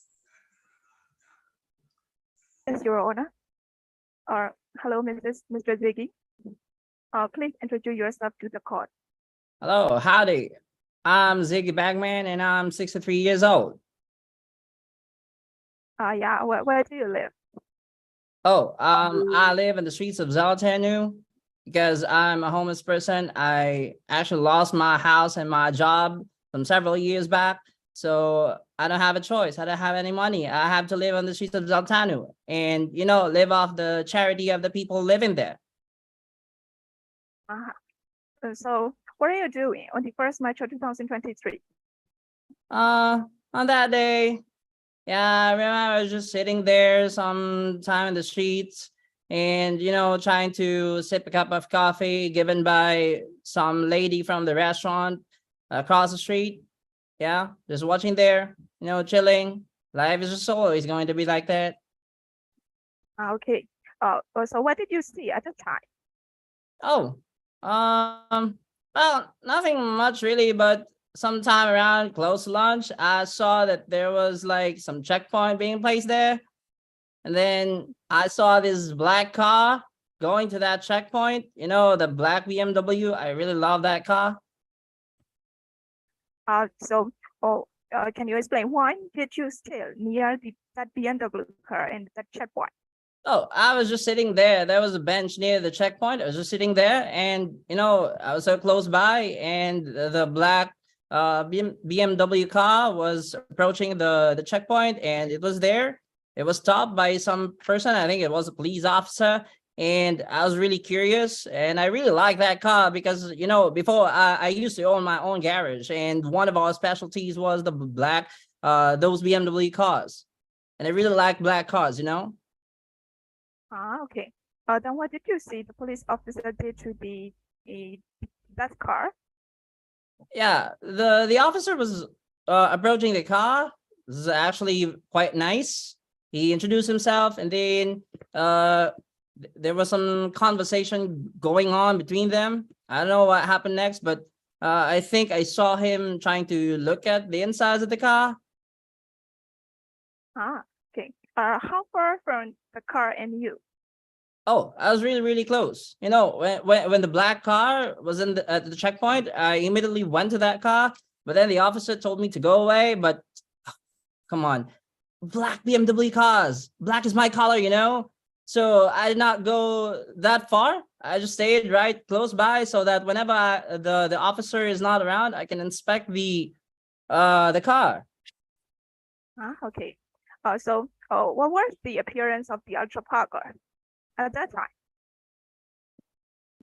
Appearance? You mean what the person was wearing? Yes, the Ultra Parker appearance at that time. The police checking him. Are you referring to the one in the PDP uniform? Yeah, I think that's the Ultra Parker. I saw the lady in the gallery. You know, she was kind of agitated. I don't know what's going on with her. I don't know. She looked nervous. She was nervous. Okay. Then what did you see? Anything else? Oh yeah. During that time, there were two persons in the car. And then Officer Shade was asking for identification. I could hear him asking for it. It was quite nice, actually. And then all of a sudden, the car was being searched. And I can hear Parker loudly say that something to the effect of, yes, I have nothing to hide. I don't know. But she said that. Okay, she does. Okay. Or then, well, what the police officer found after searching the car? Oh, they were actually checking the engine of the car. I don't know what they were doing there because really you can't find anything. I'm not sure if there's anything suspicious in the area of the car, but they went to the back of the car near the trunk. They opened the trunk, and I think they saw some bags there. But that was the time as I was kind of trying to route myself to the front because you know the engines of the BMW cars are so awesome. Yeah. So anything else the police officer found was that in the car? Oh yeah, I saw the officers like handing some phones to the person. I think the lady the one named Parker. I think she opened the phone and gave it back to the officer. Yes. Okay. So Officer Parker opened the phone. You said no? Yeah, she did. Okay. Thank you. Thank you. That's all, Your Honor. Thank you. Is there any cross-examination of this witness, Defence Counsel? Yes, sir, Your Honor. There All right, is. thank you. Please, Hi, when Jiggy. Hello. Okay, so you were present on the Pacific Avenue where the car search was being done, where the investigation was being done, right? I'm not sure if it was an investigation, but I was there. Okay, so how far you were with the car? Because you just mentioned that officer said told you to move away. So how far you were from the car? Oh, I was like a meter or two away from the car. It was really, really close. Okay, so why were you there? You were there for the engine or you were there for the investigation? I don't care about the investigation, man. I just love the car. Okay, thank you. So in the black BMW car you just mentioned, how many passengers were there? There are two. Okay, so do you recall any kind of signage put over the incidents over the Pacific Avenue? Any signage? I'm not sure, man. I just know that there was a black BMW car, but I think there was a checkpoint. I'm sure of that. I don't know. I can't recall any signage though. I'm not so focused on the checkpoint. Okay, so did you heard? Okay, did you heard anything or saw any dangerous weapon with the passengers of the black BMW car? I don't know. How would I know? I'm too focused on the car. Okay. Also, then, as you do not recall any dangerous weapon, you do not recall the signage. How could you?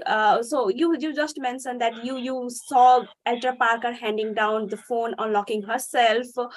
Are you sure she was not? She was just giving the consent to unlock the phone. Are you sure that? Are you sure of that? I don't know. I just saw that the officer gave the phone to the Parker lady, and then she opened the phone and then gave it back to the officer. Okay, so you're so focused on the engine, you could not be sure what was exactly happening and what exactly senior state behavior was towards the Ultra Parker, right? Well, I was on the engine when the officer was at the back of the car, but then during that time that the phone was ongoing, I returned back to my seat. Okay, thank you so much, Iki, back when you really said all the thing. Thank you. That's all my question. Thank you very much. Prosecutor, is there any re-examination? Your Honor. All right, thank you. Ziggy Bagman, thank you for giving evidence today. You can remain in court if you wish and observe the rest of the hearing. Prosecution, do you have any witnesses or is this the close of your case? No, Your Honor, that is all. All right. So I think now that it's the close of the prosecution case, Mr. Clark, I believe we have a 10-minute break now before we start. Firstly, just before we break, could I ask the defence, are you planning to call evidence? You going to be calling witnesses in your case? Yes. All right. Yes, Your Honor. All right. Well, we'll have a 10-minute break before we commence the defence case. Mr. Clark, would you like to? Yes, Your Honor. So everyone, the court is now suspended for 10 minutes. Thank you.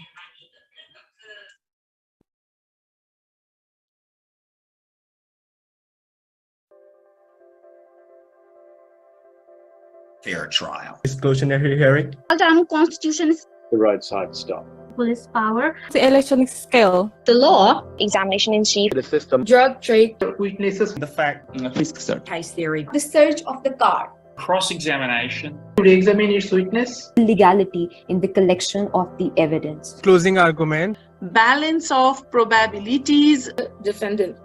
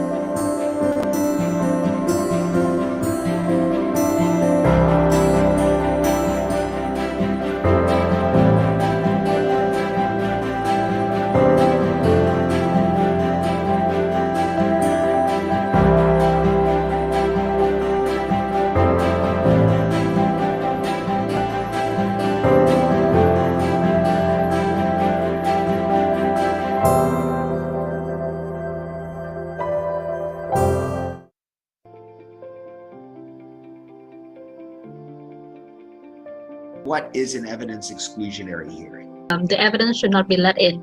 As a lawyer, you have to be clear about what the case theory is. We're looking at the facts and we're looking at what, who, when, where, and why. And then finally, are there any weaknesses in our case theory? We've got to be very careful to remember that there might be weaknesses and think about how we're going to deal with those. An opening statement to frame the legal and factual issues.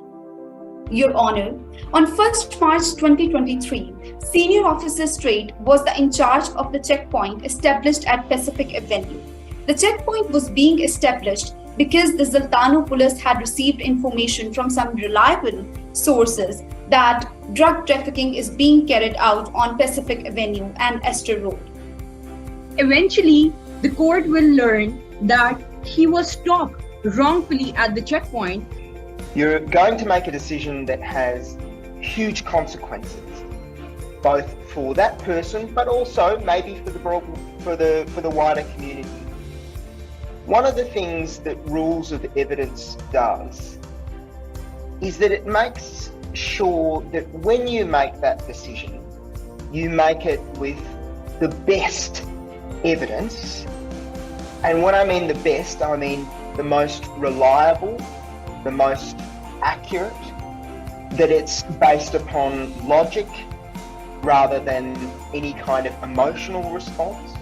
And evidence in chief comes when you're calling the witness, when it's your witness, and cross-examination then comes when it's your opponent's witness. So your opponent has called the witness, your opponent has led the evidence in chief from that witness, and then they sit down and then it's your turn to stand up and you then cross-examine. During re-examination, is it permitted to ask your witness questions about new areas of your case which were not asked during either chief examination or cross-examination?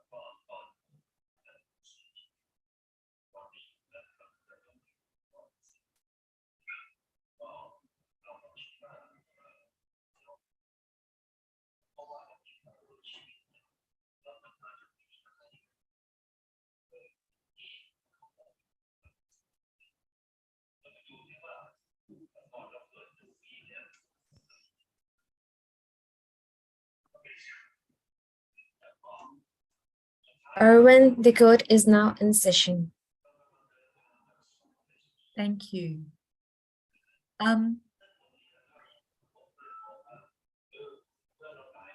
Is the defense ready to present its case?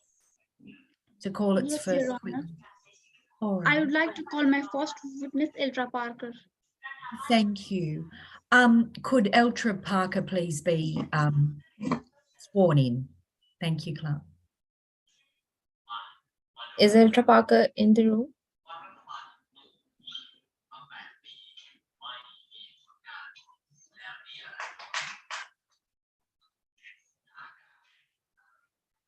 Ultra Parker, are you in the room? Pardon? Are you in the courtroom? Yes, I'm in. Yes, thank you. Ultra Parker, please stand and raise your right hand.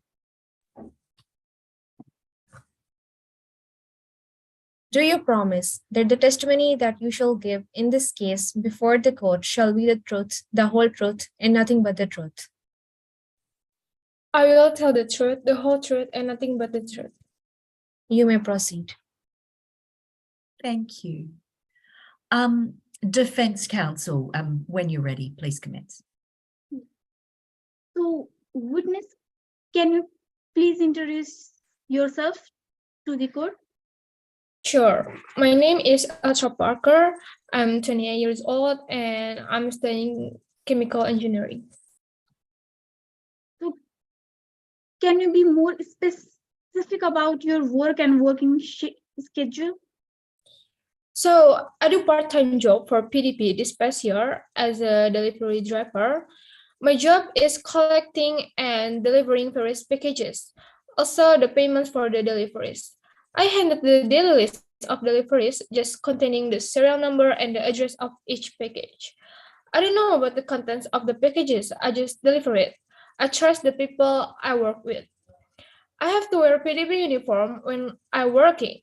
I use my own car to deliver the packages. My schedule is depends on the delivery list that PDP give it to me. So on March 1st, 2023, where were you? And be more precise about your routine of that day. Okay, so I just do work like a normal day. I drove my car like BMW with my partner then carrier because we had to go to the party, so we want to complete delivery as soon as possible. Yeah, so she accompanies me to the work. We went to the PDP's warehouse first because I had to attend the meeting with my boss to learn about the locations of deliveries of that day. Also, we spoke about the company's business growth. It's just a starter meeting with another employee. Then I finished it, so I started my delivery on normal schedule. So I drove along Pacific Avenue when I was on third delivery run, but I was caught by a surprise because suddenly a police stopped my car to pull over at the checkpoint. So were these signs were made in the checkpoint? I didn't see any sign at all, and a police introduced himself and asked me where I was going to. So he was looking inside my vehicle.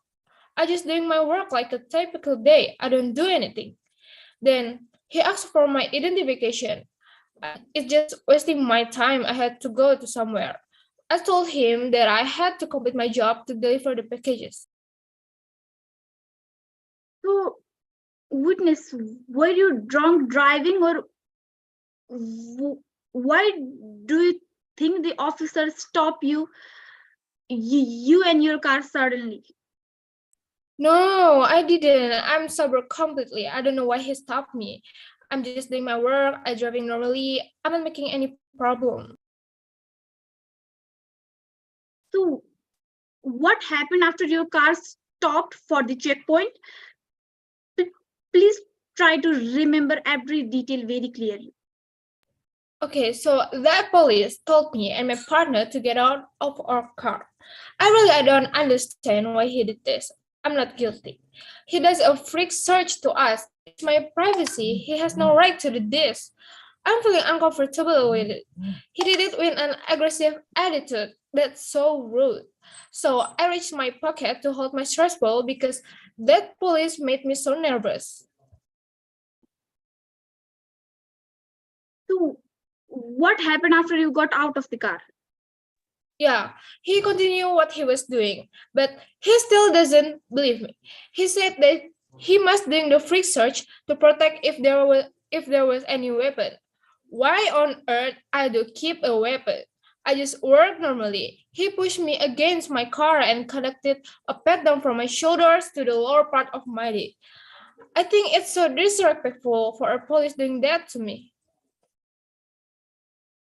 So were you comfortable with all the act that the police officer did? Did you try to deny, or did they ask for your any consent or any permission? So I really not comfortable with that. I asked him if I needed a lawyer, but he ignored it. He put me in a difficult place by saying, if there's nothing to hide, you can be released. So I complied because I was told like that. So did not ask for your consent? Objection, Your Honor. Yes, what's the basis for your objection, counsel? Your Honor, Unmuted. Oh, sorry. Your Honor, the defense lawyer is asking a leading question. Okay. Okay, Your Honor, we will be leaving this question. Mhm. All right. So if you don't rely on that question, would you like to please continue and try to stick to non-leading questions? Thank you. So, Eltra, what was found during the forceful frisk search? The police found a scale in my pocket of the jacket, and he told me that the scale would need to be confiscated. I'm defending this because that scale are necessary for my chemical study. It's just a normal thing to bring it because we often do lab work to require precision measurements of any chemicals. But again, he questioned me aggressively with asked some questions, kind of, what are you hiding on your car? Do anything illegal in the car and else? That doesn't make sense. I'm only delivery driver. I don't know what's inside the packages. It's not my right to know that. Then he do a search to my car again. He doesn't believe me. He and that another one police open my trunk and do a search. I couldn't see what they're doing because I, with Diane, my partner, were standing near in front of my car. I just see how they seem to take particular interest what they found and put it into the police car. I don't know what they take. Also, they opened the glove compartment over the front passenger door and pulled out two mobile phones. One of them was my old phone, the other is PDP's phone.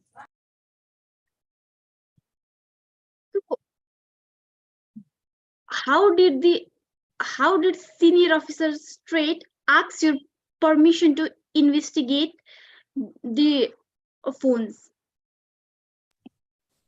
The officer Strait forced me to open the phone, so I reluctantly complied to unlock the phone as I didn't have permission from my employer because he insisted that I should open it since I had nothing to hide. So what did senior officer Strait do after you denied opening PDP's phone? He just forced me to unlock the phone. So lastly, were you comfortable with any of the behavior done or shown by the officer on the checkpoint? No, of course I didn't. It's really uncomfortable. I was caught by surprise. I didn't know if they had a checkpoint. There's no sign at all. I feel rigged. It's just not fair to me. So what happened after all this act on March 1st? Yeah, he arrested me for drug possession with intent to sell. I had no idea about that. I spoke to him that I couldn't take this behavior. Diane was also taken to the police station. We were both taken to the police station. I was never informed that I had a right to a lawyer, and I have a right to didn't have to say anything. Okay, that's it, Your Honor. That is for the Chief Examiner. Thank you. Thank you. Any cross-examination, Madam Prosecutor? Yes, Your Honor. Thanks. Please go ahead. Ms. Parker, I would request you to give your answers honestly and as shortly and precisely as possible. So my first question is, Ms. Parker, you mentioned that you did not see any sign indicating the existence of a checkpoint. Is it correct? Yes. You said in your chief examination that you were in a rush on 1st March 2023. Is that correct? It's just wasting my time to do at the checkpoint. That's it. You were not paying close attention to the road on 1st March 2023. Is that correct? No. You stated that you did not inspect the contents of the crate as that is not your role. Is that correct? Yes, because the other employee is loaded into my car. Are you aware that as a delivery driver, you have a responsibility to ensure that the packages you are delivering do not contain any illegal substances? I just collecting and delivering the packages. Can you please answer it in yes or no? Can you repeat the question? Are you aware that as a delivery driver, you have a responsibility to ensure that the packages you are delivering do not contain any illegal substances? No. So you are aware of it? No, I'm not aware of it because it's not my responsibility. I don't know about the packages. I just deliver it.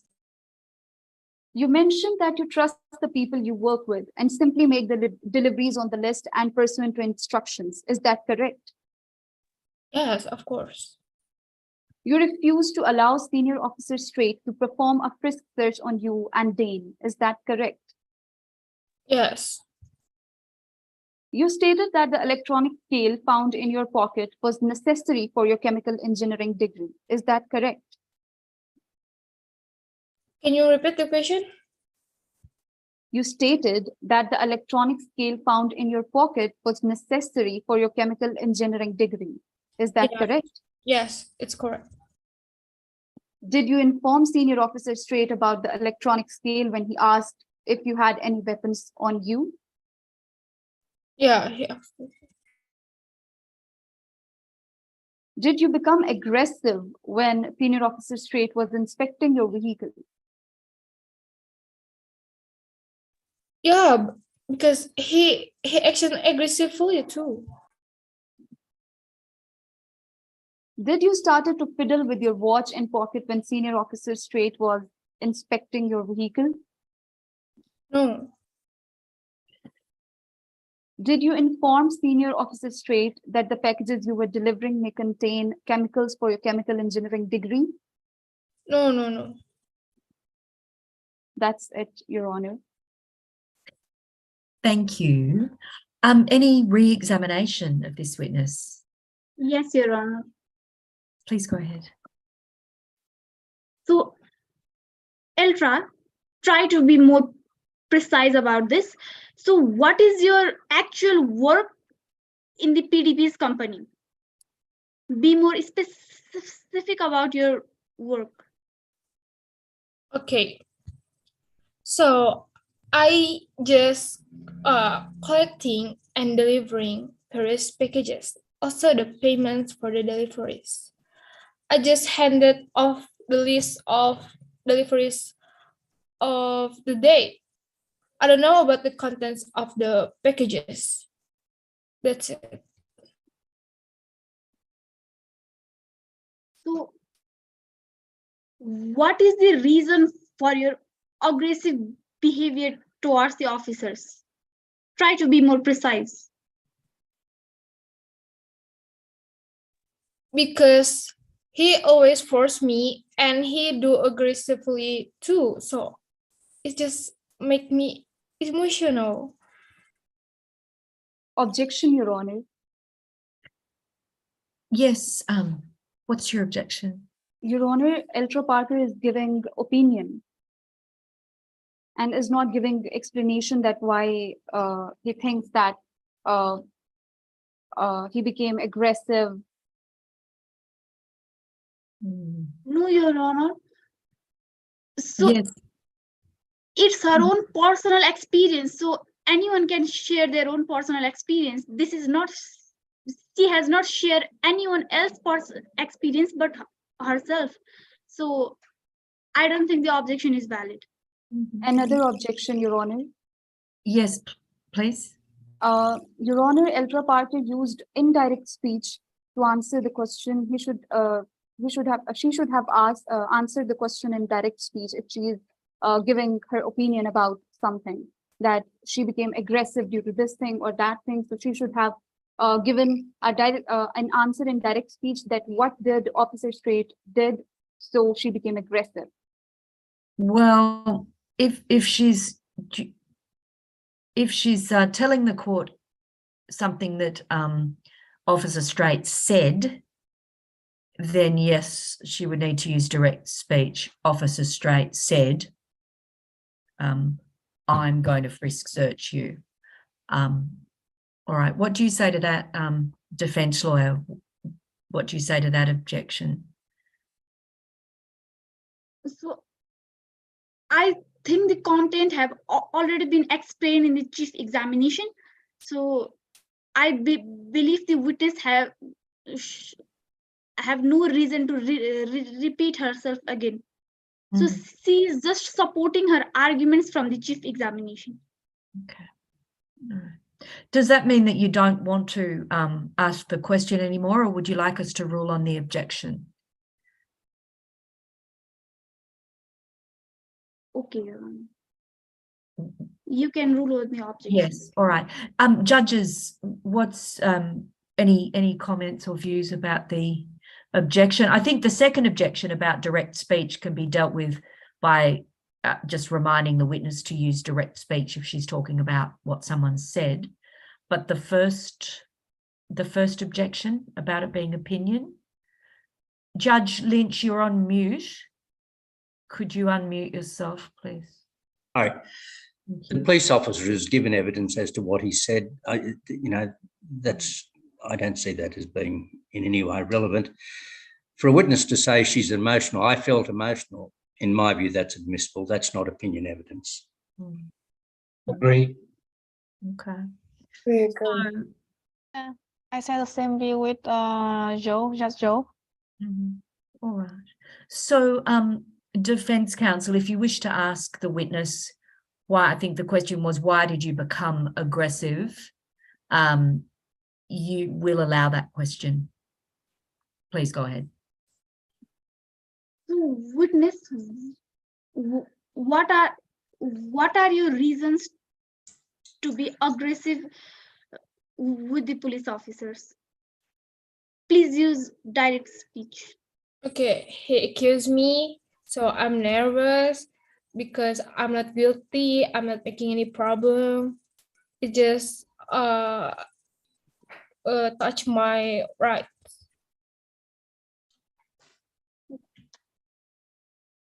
That's it for the re-examination, Your Honor. Thank you. Thank you, Ms. Parker. That completes your evidence. Thank you for being at court today. You can remain in the courtroom for the rest of the hearing if you wish. Could the defense, is the defense ready to call the next witness? Yes, Your Honor. Okay. So our next witness would be Dane Carrier. Thank you. Could Dane Carrier please be sworn in?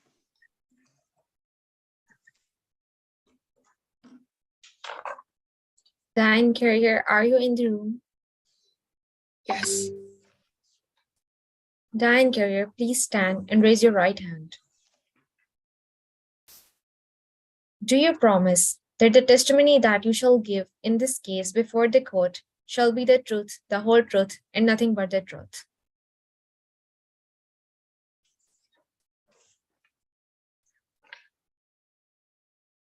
Diane Carrier, can you hear me?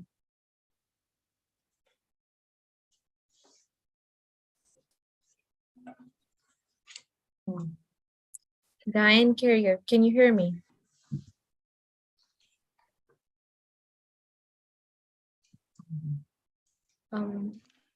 Judges, I think there is an issue with her connectivity, so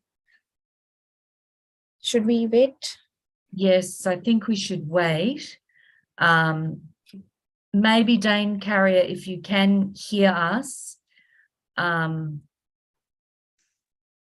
She's back. Oh, she's back? Yeah. Okay. Diane Carrier, are you in the room?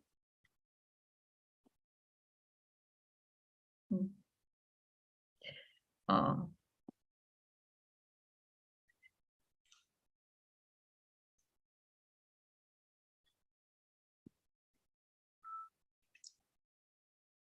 I think ask her if she's on mute to take herself off mute. She may have turned Yes. off her camera so her connectivity is better, but she may think she's speaking and we can hear her, but we don't. Dane Carrier, or she might have dropped out. I'm sorry, am I audible right now? Oh, yes, you are. Diane Carrier, please stand and raise your right hand.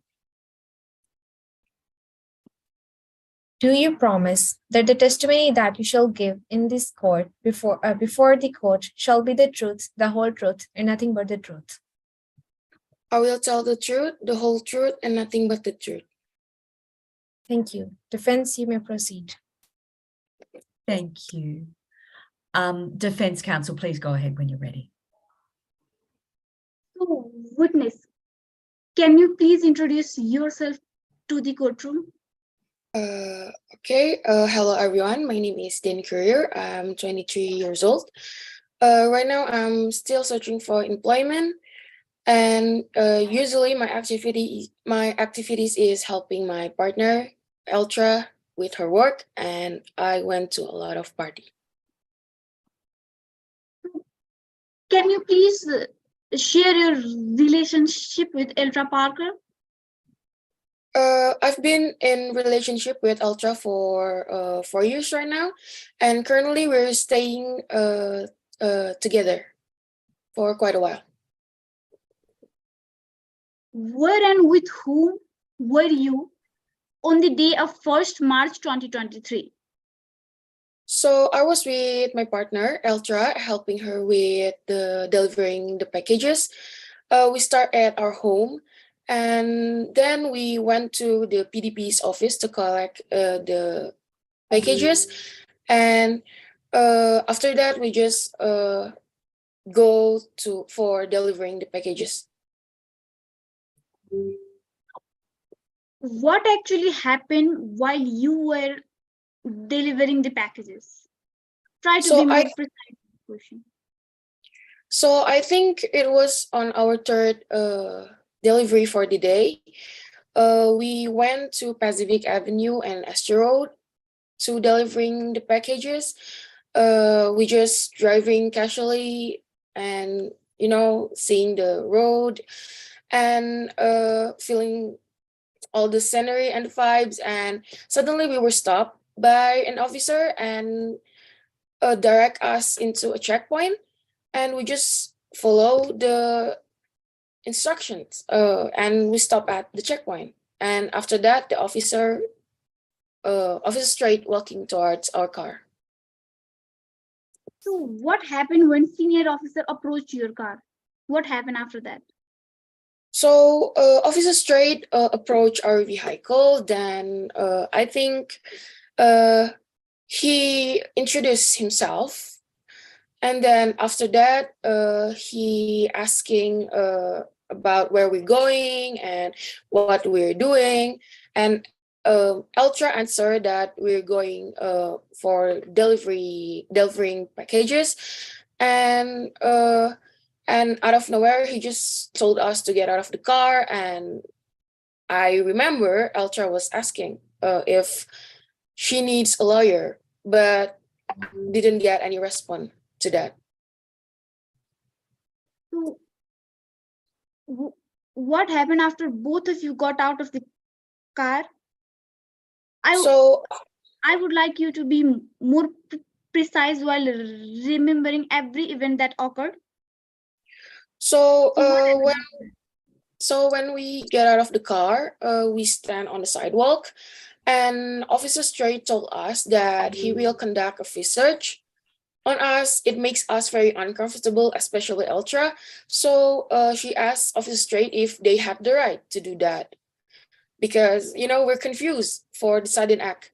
But I recall Officer Strait insisted. Then we were told that after the research, we will be released immediately. So yeah, he said that if we have nothing to hide, so we will be released immediately after the research. Ultra, I think Ultra is feeling very uncomfortable by that. So I think she was reaching her pocket for because she always carrying a stress ball to help her feel more calm. So she was reaching for that, and yeah, suddenly Officer Strait grabbing Ultra and push her against our car and he do that quite hard and conduct a research. What did the officers found while conducting a search on Eltra's pocket? So I think Senior Strait pull out an electronic scale that Ultra usually do for her schoolwork, but Officer Strait did also found the stress ball before he found the scale. So, what happened after the frisk search? I don't. After the research, basically, I think Officer Strait calling Officer Nero, and they're doing some car search. Was the car search conducted with the consent of Eltra Parker, who owned the car? I don't recall any questions from both officer to Eltra in order to ask permission for doing the car search, because he didn't even listen to us at all and just telling us to do this and to do that. Was the car search conducted with a proper and authorized search warrant? Actually, it was kind of hard knowing that the officer doing or what the officer doing or what they found, because from where I and Ultra standing, it's hard to see clearly. But I noticed they spent quite a long time in the trunk, and yeah, we couldn't see it clearly. But then I saw Officer Nero was given a black bag and a package from Officer Strait. So I think they found that two things. And I remember they also found Eltra's phone on the glove compartment, and the other phone that was in hers. So what did the officers do with the phones? So I think one of the phone was given to Officer Nero, and the other phone was held by Officer Strait. But I recall that the phone on Officer Strait is locked and need a passcode. Officer Strait asked Eltra about the passcode, but it's not hers. So she said that she doesn't have any permissions to give the passcode. And at first, she kind of refused to give the to give the passcode, but again, Officer Strait kept insisted that Eltra should give the passcode to him if she doesn't have anything to hide. So yeah.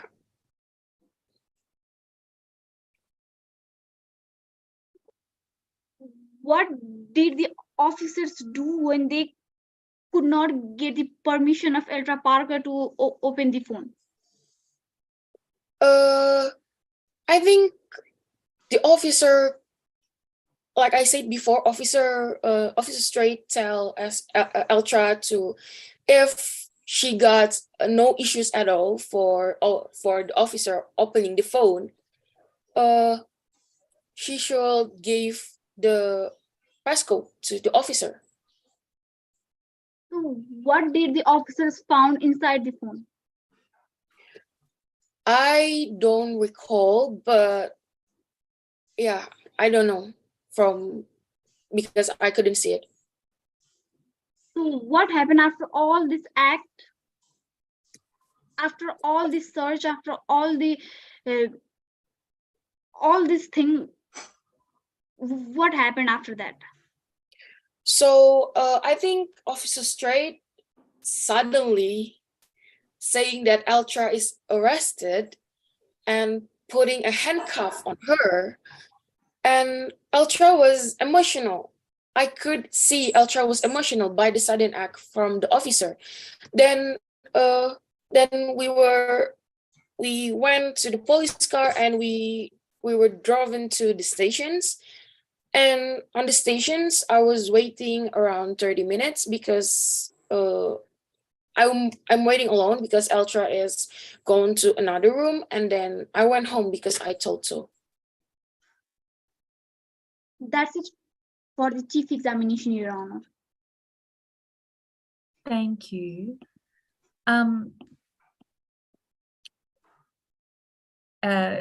Prosecutor, would you like to cross-examine this witness when you're ready? Yes, Your Honor. Thank you. Hello, Dane Carrier.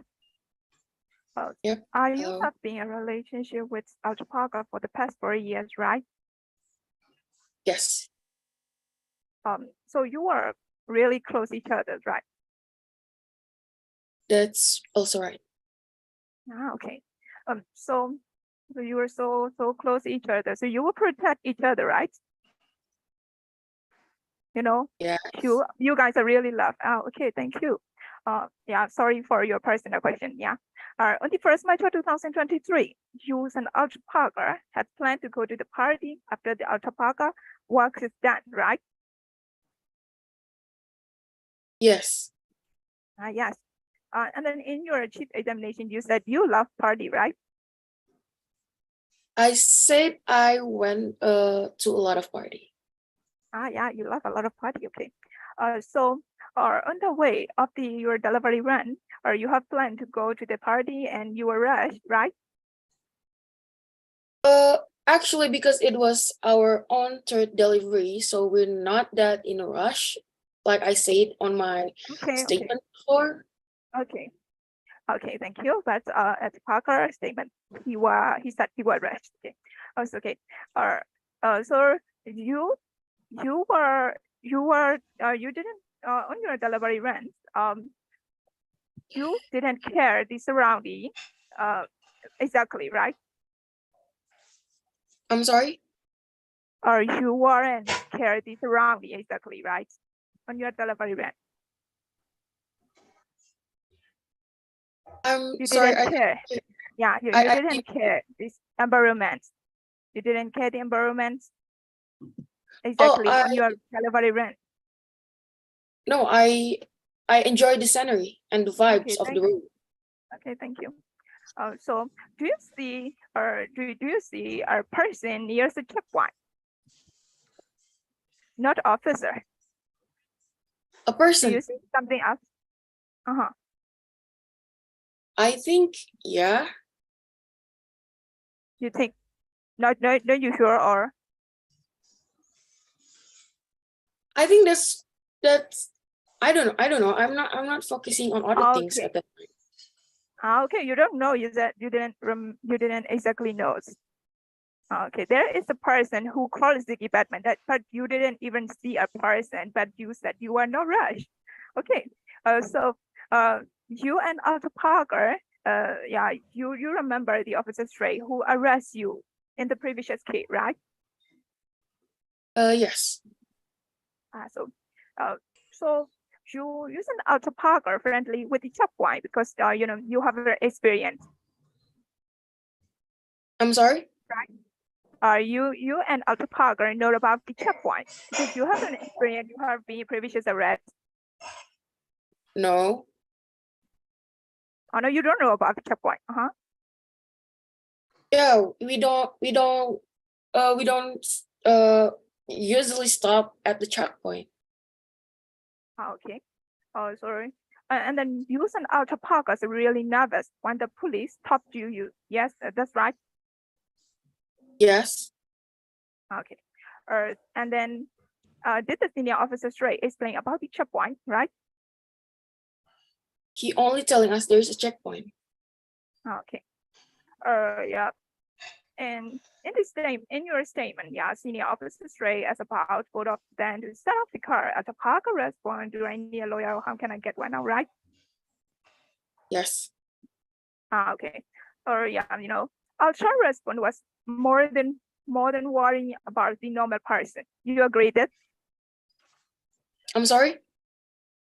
Ultra behaviors is more than a normal person worrying. You agree that? I agree, and I have the reason. I Okay, know thank the you. reason. Thank you. Okay, you agree.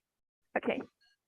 And then Alta hand was put in his pocket and trying to take it out something. Is that right?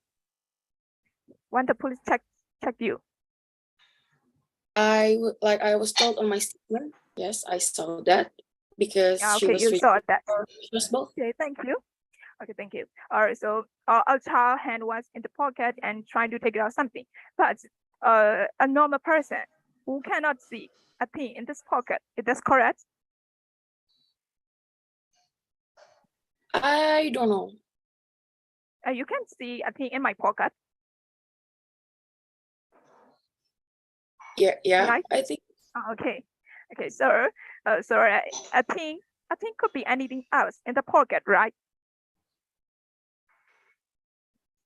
If I saw from another person's, yes. No. Okay, thank you. In the results of research, the police found electronic scales and distress ball from the other pocket, right? Yes. Yeah, do you know electronic scale can also be used in the drug trade? No. Oh, you don't know, but it could be used. In this statement, in your statement, you said you were shocked. One, the officer Nero received a package and a black bag from the officer. Madam Prosecutor, Madam Prosecutor, yes. You can't give evidence as to what was in a statement. That's not in evidence before this court. You can't ask questions about that. You can ask the witness questions about the evidence she's given today. Yes, yes. She also talked about in the chief examination. She said she was shocked when she saw the package and the black bags from the officer's tray.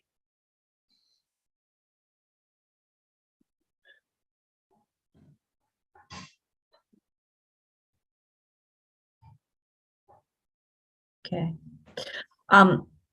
You can ask a question about what she said in her chief examination. So if you can please read, ask the question again. You were shocked. You were shocked when you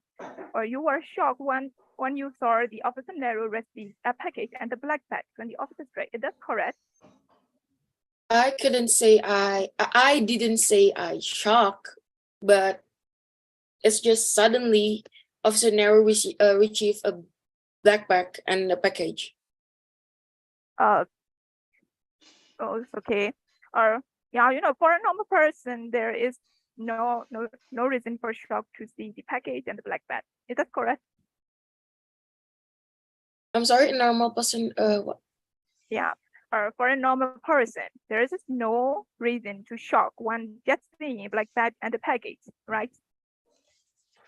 What I said before, I wasn't shocked. It's just happened suddenly. Oh, okay. Did you know the police officer found two mobile phones in the glove compartment, right? Yes. Okay. Did you see Ultra unlock the phone with the passcode, right? Did you She see? complied. Yes. Yes. Okay. Thank you. Didn't the police officer threaten to him or any assaulted to him, right? If That's you correct. if you say threatened, Yeah, threatened. he actually said that if Ultra doesn't have anything to hide or doesn't have any issues at all, I think it will Please count as answer my threat. question. The police didn't threaten and didn't assault to the Ultra Paga, right? He did threaten, but not That assault. the police officer only said, you should open the phone if you have nothing to hide. Yes? It's That's a threat, correct. I think. It's correct. Okay, thank you. Thank you, Your Honor. That's all my question. Thank you. Any re-examination? Yes, Your Honor. All right, please go ahead. So, Dean, yes. Can you please say that who was driving the car to the court? Ultra was driving the car. Okay. Then who should focus on driving the car? You or Ultra? Ultra. Okay. So were you disturbing Ultra while Ultra was driving the car? I didn't. Okay, you didn't disturb. So why was Ultra behaving nervously? Why was she carrying this stress ball with her? Ultra have issues. Sometimes she always felt very emotional, and the stress ball is helping her to help her to feel more calm. That's it, Your Honor, for the re-examination. Thank you.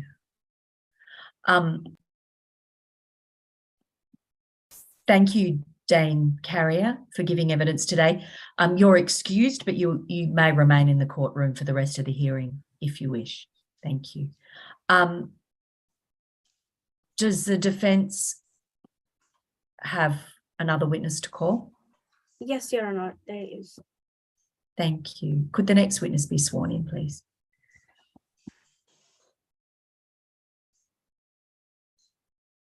One second.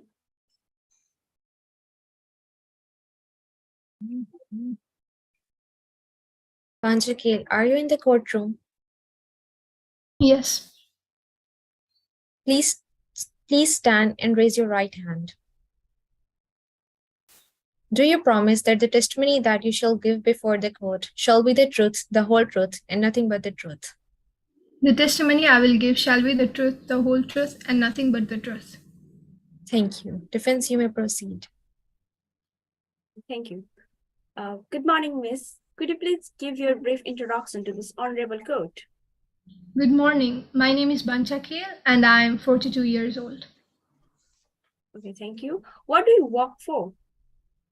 I am a waitress and I have been working at Z Burgers from past 2 years, and I normally work 5 days a week. Are you sure this jet bug is located beside the checkpoint where all the incident happened? Yeah, it was just in front of my restaurant. There is a 2-lane road in between, and it is just located right in front of each other. Thank you. So can you tell us what exactly happened on the 1st of the March? So I don't recall if it was February or March, but as I remember, that day I was going to my work at around 10 a.m. where I saw 2 officers setting up a checkpoint in that location, at that exact location, just in front of my restaurant. Then at about, after that, I just was busy with my works, and around 11 a.m. I saw the officers pull over a black BMW, because at that time I was outside cleaning the tables and all. Thank you. So what did you observe after that, at that day? So Yeah, so around 11 a.m. when I saw the first car, it was an old BMW that was pulled in the checkpoint. I was pretty curious because it was the first car and I hadn't seen how it checkpoint and all that goes on. So I was curious and I was noticing what was happening while I was cleaning my table. So after being pulled, the officer approached the BMW car and after approaching, he was first questioning and talking, I guess. That's what I could see from there. Then after, he was also looking around the car. Okay. So do you recall any kind of signage you had there at the roadside during the trip of your work, if any? No, while my trip to the work, I don't recall any signage, but I just saw the checkpoint being set up once I reached to my workplace. So I don't Okay, recall thank you. seeing signage. So can you recall how many exactly people were there in the old black BMW car? Yeah, there were two people, a driver and a passenger, which later I knew to be Ultra Parker and Diane Carrier. Okay, so what did the senior officer state, who is one of the officers, do after approaching the car? Yeah, so after approaching the car, the officer had a small talk with the people inside the car, as I could see, and he was also looking around the car. And after that, he just stepped back, and from his hand gestures, I could tell he was asking the driver to get out of the car. And after that, driver was shaking his head, and he along with Ultra Park and Diane Carrier, they both came out of the car in the sidewalk. Okay, so as you mentioned, Elder Parker and Dean Carrier got out of the car. What did the officer state do after that? So after asking them to get out of the car, Officer Straight called another officer, which I later knew to be Officer Narrow. So Officer Narrow joined Officer Straight after both driver and passenger were out of the car. Now, what happened after he called Officer Narrow?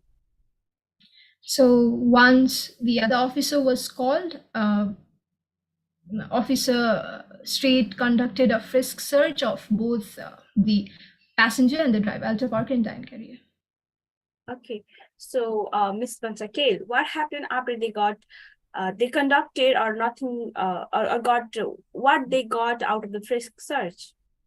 So I was not able to see the frisk search properly because, as I recall, during the frisk search, Ultra Parker was pushed towards the car, so I was blocked. So I don't actually recall them getting anything out of the frisk search. Okay, so there was search of car as well. So what did they get? Do you remember anything? Yeah, so after the frisk search was conducted, both the officers went and did the car search. First, they went to the trunk of the car. They stayed for a pretty long time. And while returning to the front of the car, I saw Officer Straight handing a black bag and a small package to Officer Narrow. Okay. Was there any mobile phone? Did you see or observe from there? Yeah, once they completed the search of the trunk, they went front, and I believe they went through glove compartment where they found two small objects, which I believe were mobile phones. Yeah. Okay. So thank you. Did you see anybody else at that site? Yeah, I saw Ziggy Bagman. He was standing near the car throughout the whole conversation. Can you tell us more about Ziggy if you know anything? Yeah, Ziggy Bagman is a homeless person. He stays in that Pacific Avenue Road, and we often give him leftovers from the restaurant. Okay, thank you so much, Bansakil. That's all for our chief examination. Thank you. Thank you very much. Any cross-examination? Yes, Your Honor. Please go ahead. Yeah. Hello, Bansakil. Hello. Yeah. Are you a waitress of the Dead Parker, right? Yes.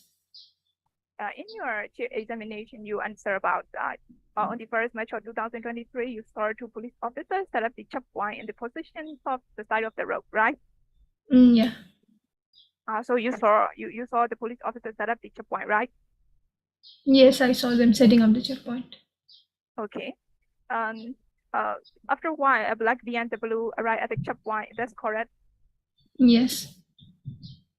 So you can see exactly you didn't see exactly what was happening in that place because you were a little bit far from that accident, right? I was not that far. It was just a 2-lane road. Yeah, I two-lane couldn't road. see small objects, but I could overall see what was happening. Okay. You are 42 years old and you are glass. You are with the glass and you can see exactly the other side roads happening, right? That's correct. To see clearly, I wear glasses. So yeah, with glasses, I could see what was happening in the other side of the road. Okay. But you can't hear anything about from that place, right? Pardon, could you repeat? You can't hear anything about from that place, right? Yeah, I couldn't. Yeah, I couldn't okay. hear, but I just could see. Yeah, you can hear. And yeah, so you didn't know why the police officers stopped to the car and why they search into the car and they have a reasonable suspicion or not. You didn't know anything about that, right? No, I didn't know why they stopped. So you just saw to the checkpoint and the car is arrived. You just saw like that, right? Yeah, I just You saw. only know about it. Okay. Okay. In your statement, there's Ziggy Bagman standing near the car, right? Yeah, not exactly beside the car, but kind of near the car. Okay, near the car. So Ziggy more closer distance than you? That's correct. Yeah, he was more closer to the car than me. Okay. So Ziggy know more about the case than you. That's correct. I don't think he was carefully looking at what was happening. He's an old man, and I don't think he was paying more attention to it.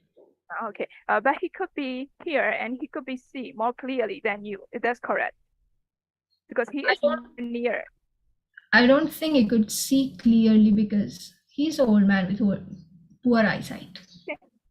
Okay, thank you. That's all, Your Honor. Thank you. Finally, defense counsel, do you wish to re-examine this witness? Yes, please. Please go ahead. Once again, so you saw vividly what happened on that day, and you saw it while you were wearing your glasses. So, am I correct? Yes. Yeah. Thank you. That's all. Okay. Thank you. Thank you, Buncha Kale, for giving evidence today. You're excused now. You're welcome to remain for the rest of the hearing. Defence counsel, do you have any other witnesses to call? No, Your Honor. All right, thank you. So that's the close of the defence case. Yes. In that case, are the parties ready to give us their closing addresses, or do you would you like to have a very short break? I'm sorry, Clark's or Bruce, if you're there, you may like to up to the judges. Judges, if we want to take a 5-minute break, I think that's okay. Some judges say no. It's up to the. I think if we're ready to proceed to go into it, I think it's okay to do. Yeah, because I think we could take a break right after that. Yep. Okay, let's go. Let's go through it. Seems like democratically the judges are saying, let's do it. All right. Prosecutor, are you ready to give us your closing address? Yes, Your Honor. I'm ready to proceed in the closing argument. Thank you. Then please go ahead. Yes, Your Honor. Good morning, Your Honors, and ladies and gentlemen. I will present the closing argument from the side of the prosecution. first thing I want to talk about in this case is about the drug trade. The dangers of drugs is threatened to our community. So we have a responsibility to prevent them. Your Honor, I would like to point out my argument is that the police officer did their duty in accordance with the law. I will provide that the burdens of proof with the 4 points we mentioned that in the opening statement. For the first issue, the police officer set up the roadside checkpoint is illegally. In the section 57 of the Belgian Police Powers and Responsibility Act states, the police officer present at the roadside checkpoint must be ensured a record of the relevant details of the roadside checkpoint.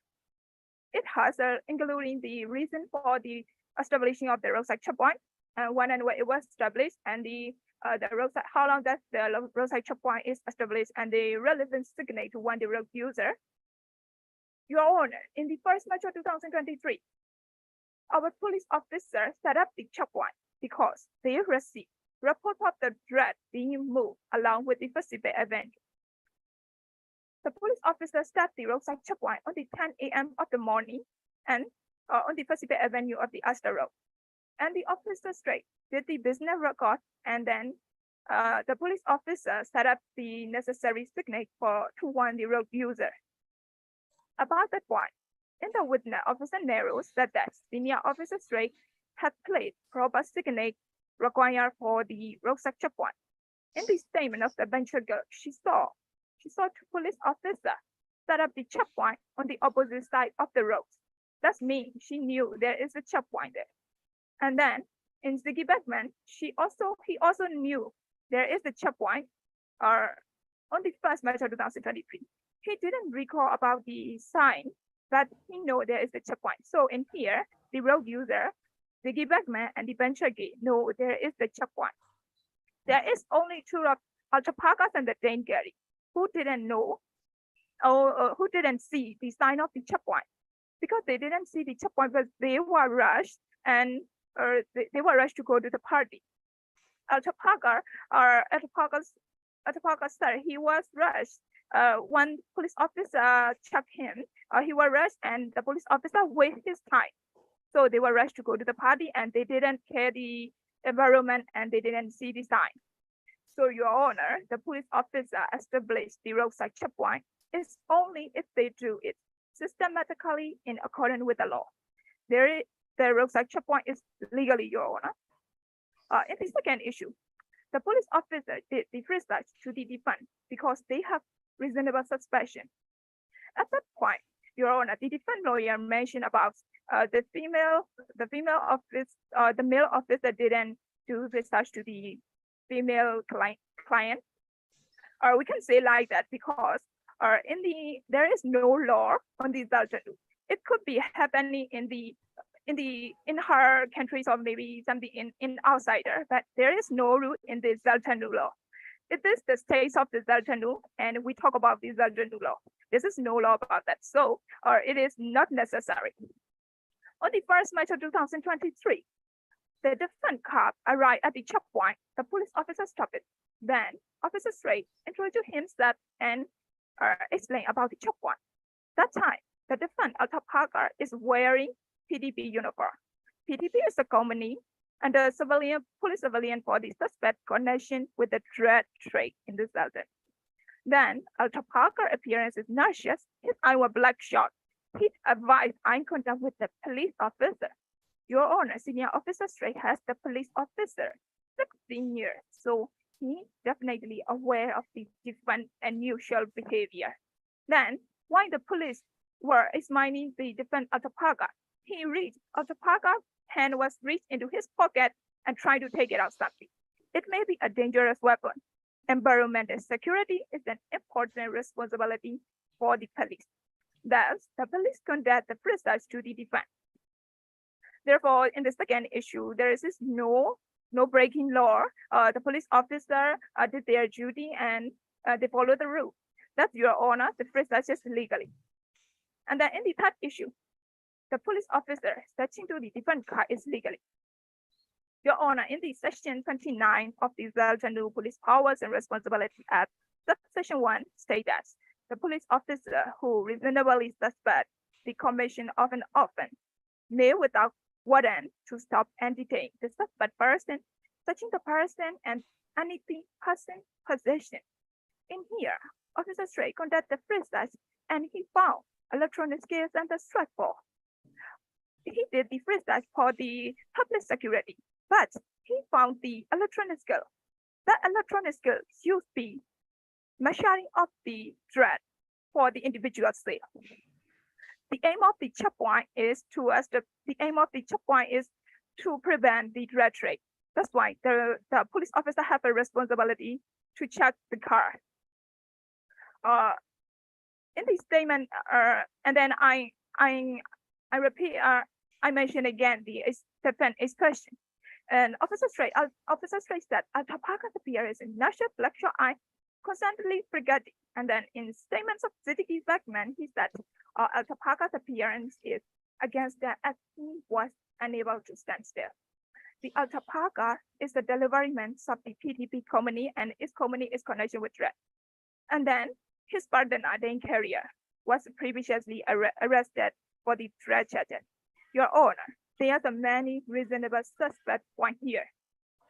So the police officer searching to the defense car by following their duty and following the law. Your Honor, the police searching to the car is illegally. In the first issue, the police officer searching to the defense phone is legal and is when necessary. As the result of the searching of the car, the police officer found 5 pounder, large amount of money, address but no name.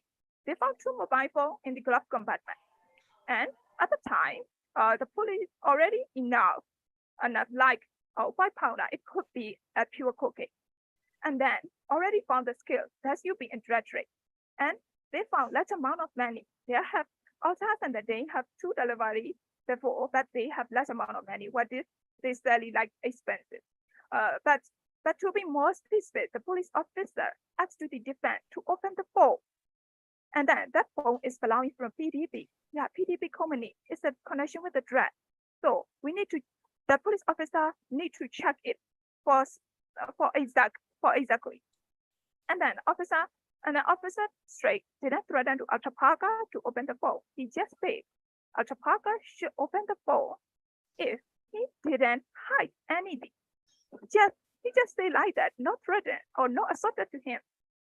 In the phone, the police officer found relevant list of the name with the corresponding amount of money. Thus, the police officer searching to the phone is illegally, Your Honor. And then they proved that from the drug trafficking. In the summary of the case, the police officer only did their duty in accordance with the law. They didn't break any rule. The dangerous drug was found in defense possession. Thus, Your Honor, the evidence presented by the prosecution that gained unlawfully should be allowed in the bid trial. Thank you, Your Honor. Madam Prosecutor, I have a question, if I may trouble you. Yes. Constable Strait gave evidence in cross-examination that he had a warrant to search the car. Can you tell me why that warrant wasn't tendered in these proceedings? For searching the car, the police didn't need a warrant. Constable Strait gave evidence that he had a warrant. The question is, why was that warrant not tendered in these proceedings? Excuse me, Your Honor. I can hear clearly. No. Could you please again, Your Honor? Yes. Constable Strait gave evidence in cross-examination that he had a warrant to search the car. Can you tell me why that warrant wasn't tendered in these proceedings? Because they make the checkpoint and they have reasonable point to make the checkpoint and they didn't take the warrant. Madam Prosecutor, could you answer my question, please? Judge Joe, repeating your question 5 times and using the same. I'm not getting an answer.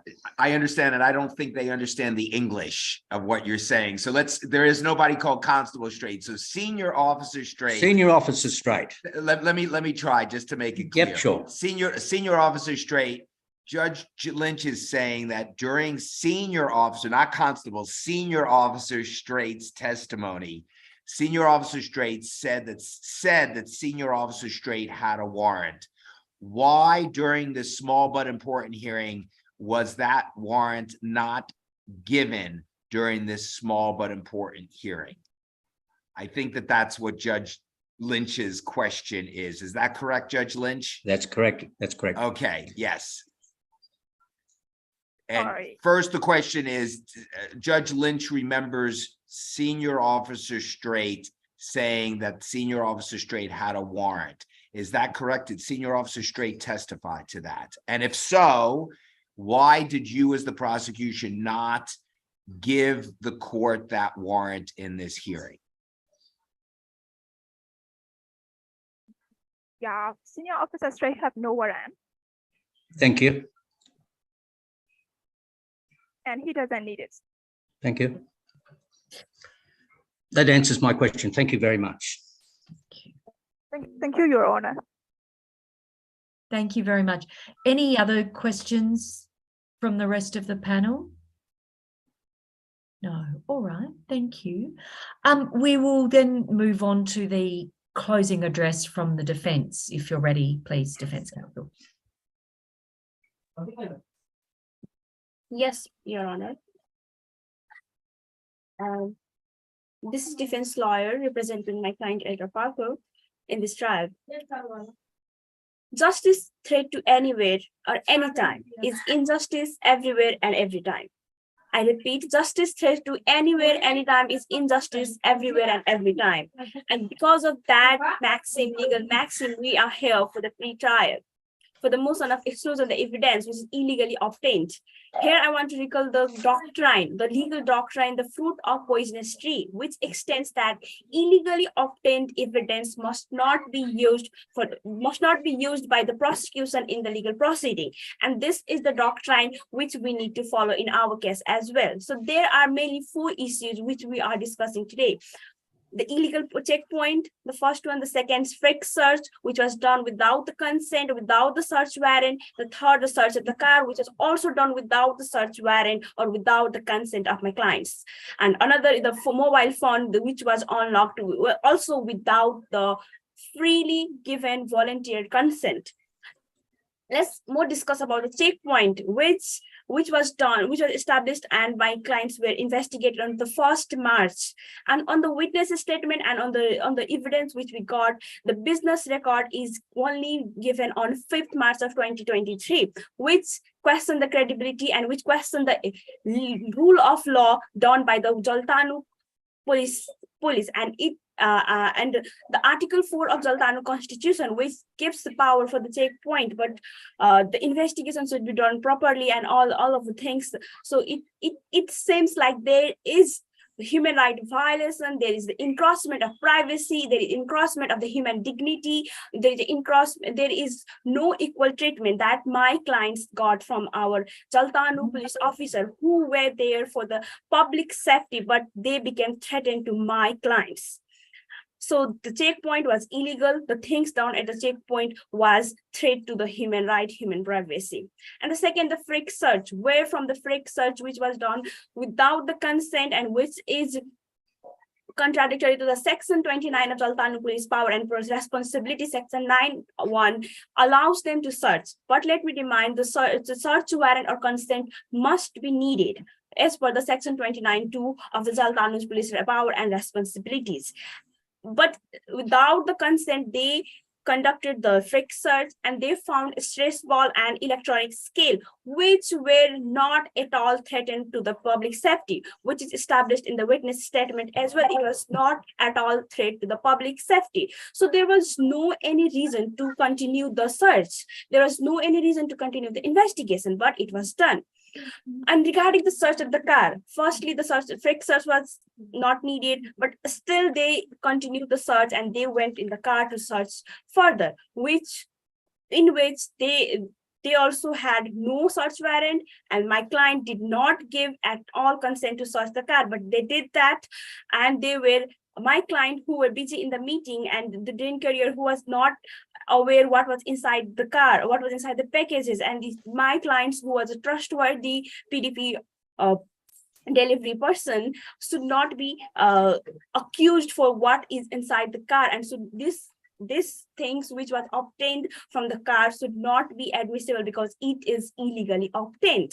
And regarding the mobile phone, which was the employer's phone, and there was a passcode, and that passcode was not given by the consent. And as per the section 29(6) A and B of Jaltanu Police and Power, there is clearly written if there is a mobile phone suspicion, there is need for the search warrant or either the consent. But neither the consent was given because my client Eltra Park was so reluctant to give that because it was the employer phone, not her personal phone, and there was nothing suspicious on her personal phone. So this burden of proof which was on the prosecution, and in this trial there is a balance of probabilities, but the probability has not gone higher as per the witness statement and all the evidence given by the prosecution. So it questions, and also regarding the democracy, which the country Jaltanu, which is a democratic country, democracy is in threat because of this case as well. And regarding the another democratic nation, our neighboring nation USA, there is a case of MAP Ohio, where also the High Court established that the illegally obtained evidence must not be submitted. And so because in that case in Ohio, the MAP's house was searched without the search warrant. And so regarding the same case could be this case is similar with that case as well. And here in this case, where there's a human right violation, where there is no search warrant, there is no due process of law, if the court is going to allow the motion to exclusion the evidence is not allowed, is quashed, then there will be wrong precedent for further cases, and this will be threatened to the democracy of Jaltanu. And no matter how good faith on the police or how responsible our police are, there will always be people of Jaltanu will be threatened by the police. And regarding the legal procedures, so let me remind, legal procedure and administrative procedure are different. Legal procedure need to have the due process of law, but Jaltanu police who get the business record on 5th March remind us that administrative procedure, they have it all the administration, but not legal procedure, and all the searches without the search warrant or without the consent is so much threatened to the democracy, so much threatened to the people privacy, and my clients were not given equal treatment by the officers who conducted the research. Thus, the motion to exclude the evidence should be accepted by this honorable court, and the evidence collected must not be admissible and used in the main trial. Thank you.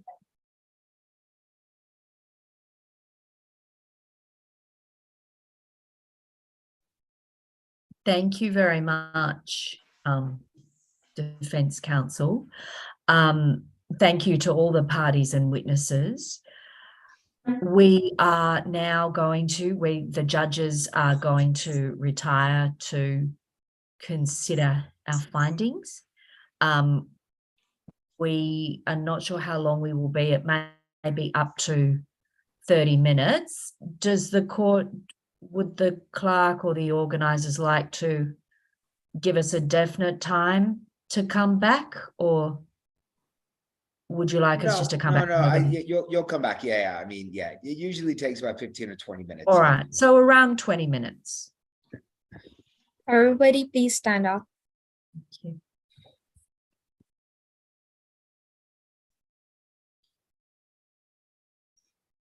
you. The judges are going to leave now.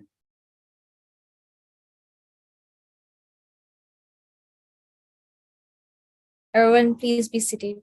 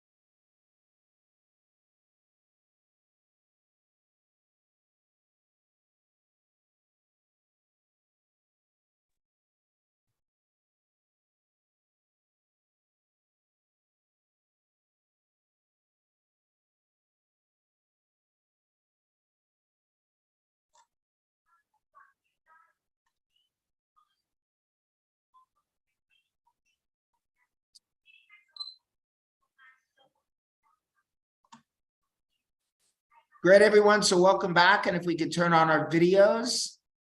And it's great. Okay. And it's okay if everyone, all the other participants would like to turn on the videos, please do, and Babsco team members, that's more than fine. Yeah, if you're other persons, you don't have to turn on the videos. I'm going to remove spotlights of people. Okay. And with that, so everybody, well done. Let's give a thumbs up again. Well done. I mean, to see yesterday was great. And this was even greater. And I can tell you, I have seen you use the experience from yesterday and build on it and immediately apply lessons from yesterday. So just well done. So with that, the judges, like we did yesterday, the judges are going to give some brief feedback. Keep in mind watching the judges do this, because in the next round this afternoon, you all are going to be judges. So you're going to have to do the same. Okay. So with that, we're going to start. Maybe we'll start with Chief Judge Jane Sanders, who did an excellent job. Well done. She'll maybe start and then she'll pass it to some of the other judges. Over to you, Judge Sanders. Thanks, Bruce. I don't want to talk too much. I've already been talking too much throughout this trial, so I would like to allow the other judges to make comments, but just some really brief general comments. I thought you were all great. You have understood the difference between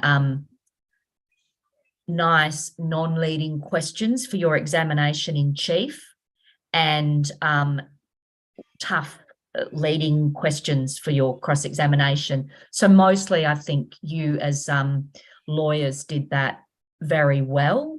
In examination in chief, some of you particularly did very, very well at allowing the witness to tell the story.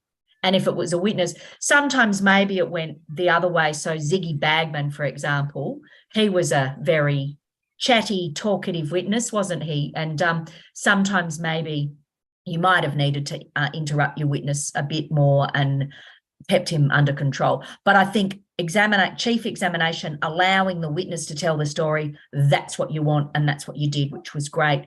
Cross-examination, these are just general comments.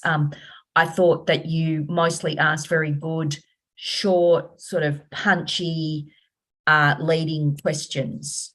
Did you not? Yes, no. And then when the witness started to try to explain things, you'd go, thank you. So very good use of thank you. I've got my answer now. Let's move on. So that was really good. There's a few of the questions in cross-examination were maybe a bit too long and too many questions, more than one question bundled up together. But I did notice that when one of you did ask a question like that, usually you then asked the question again and you broke it down. So that was very good. Objections, it was really great to have some objections and have to rule on them. That kept us engaged and paying attention as judges. I thought it was mostly the prosecution objecting and the defence having to respond to the objections. I thought the defence generally responded to the objections very well and was able to tell us why the evidence was relevant or whatever. So I'm going to hand over to the other judges now to give you some comments. Well done, everyone.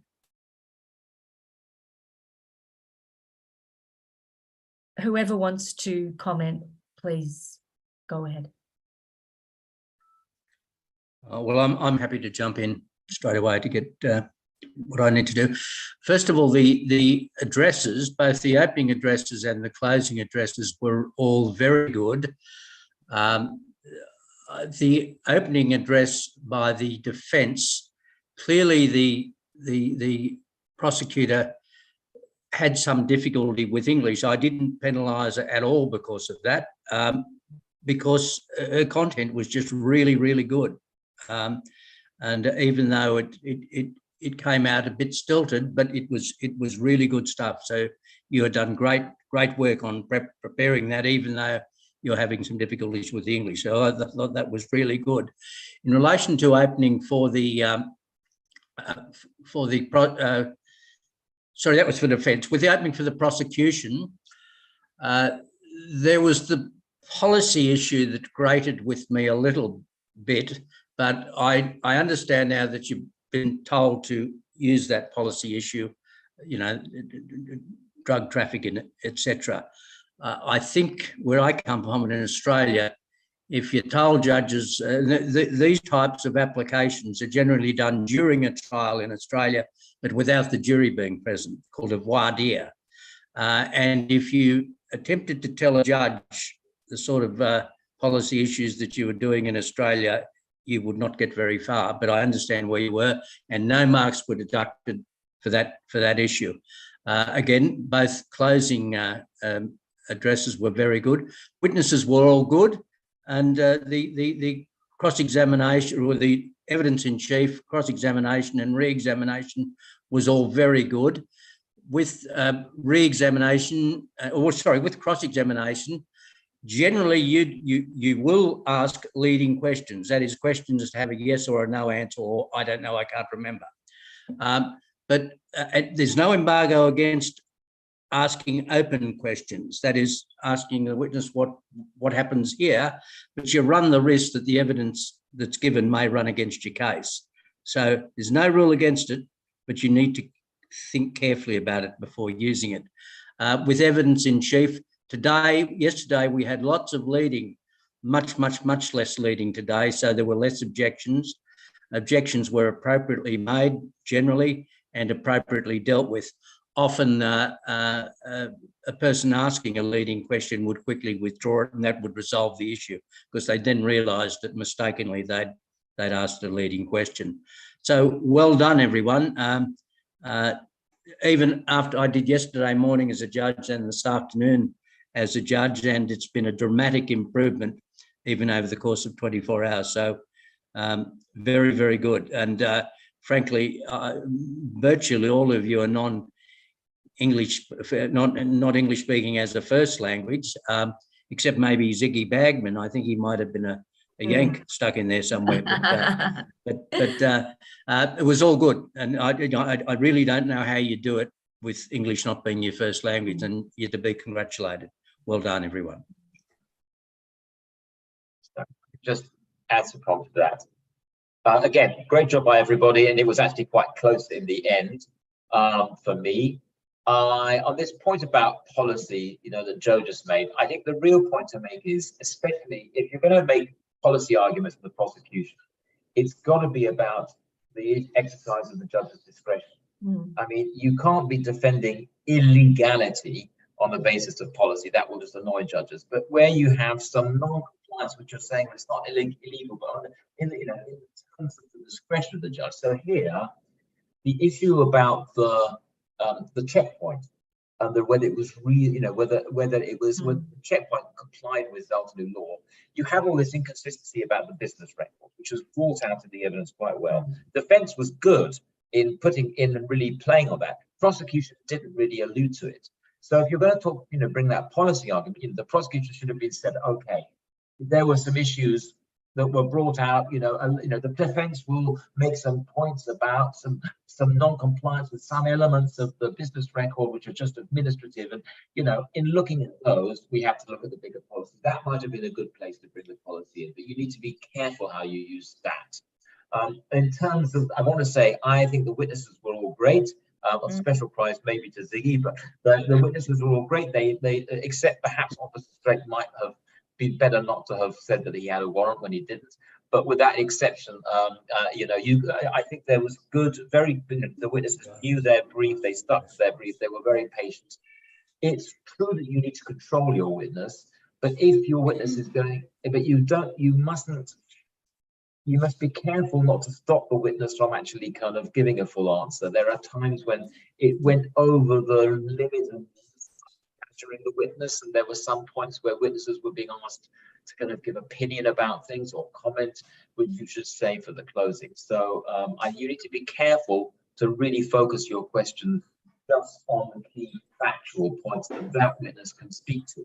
Very to be very careful about which issues a witness is really the best witness to speak to. So that would be an area to, you know, the next area to develop in that. But otherwise, you know, a great job on both sides. Thanks.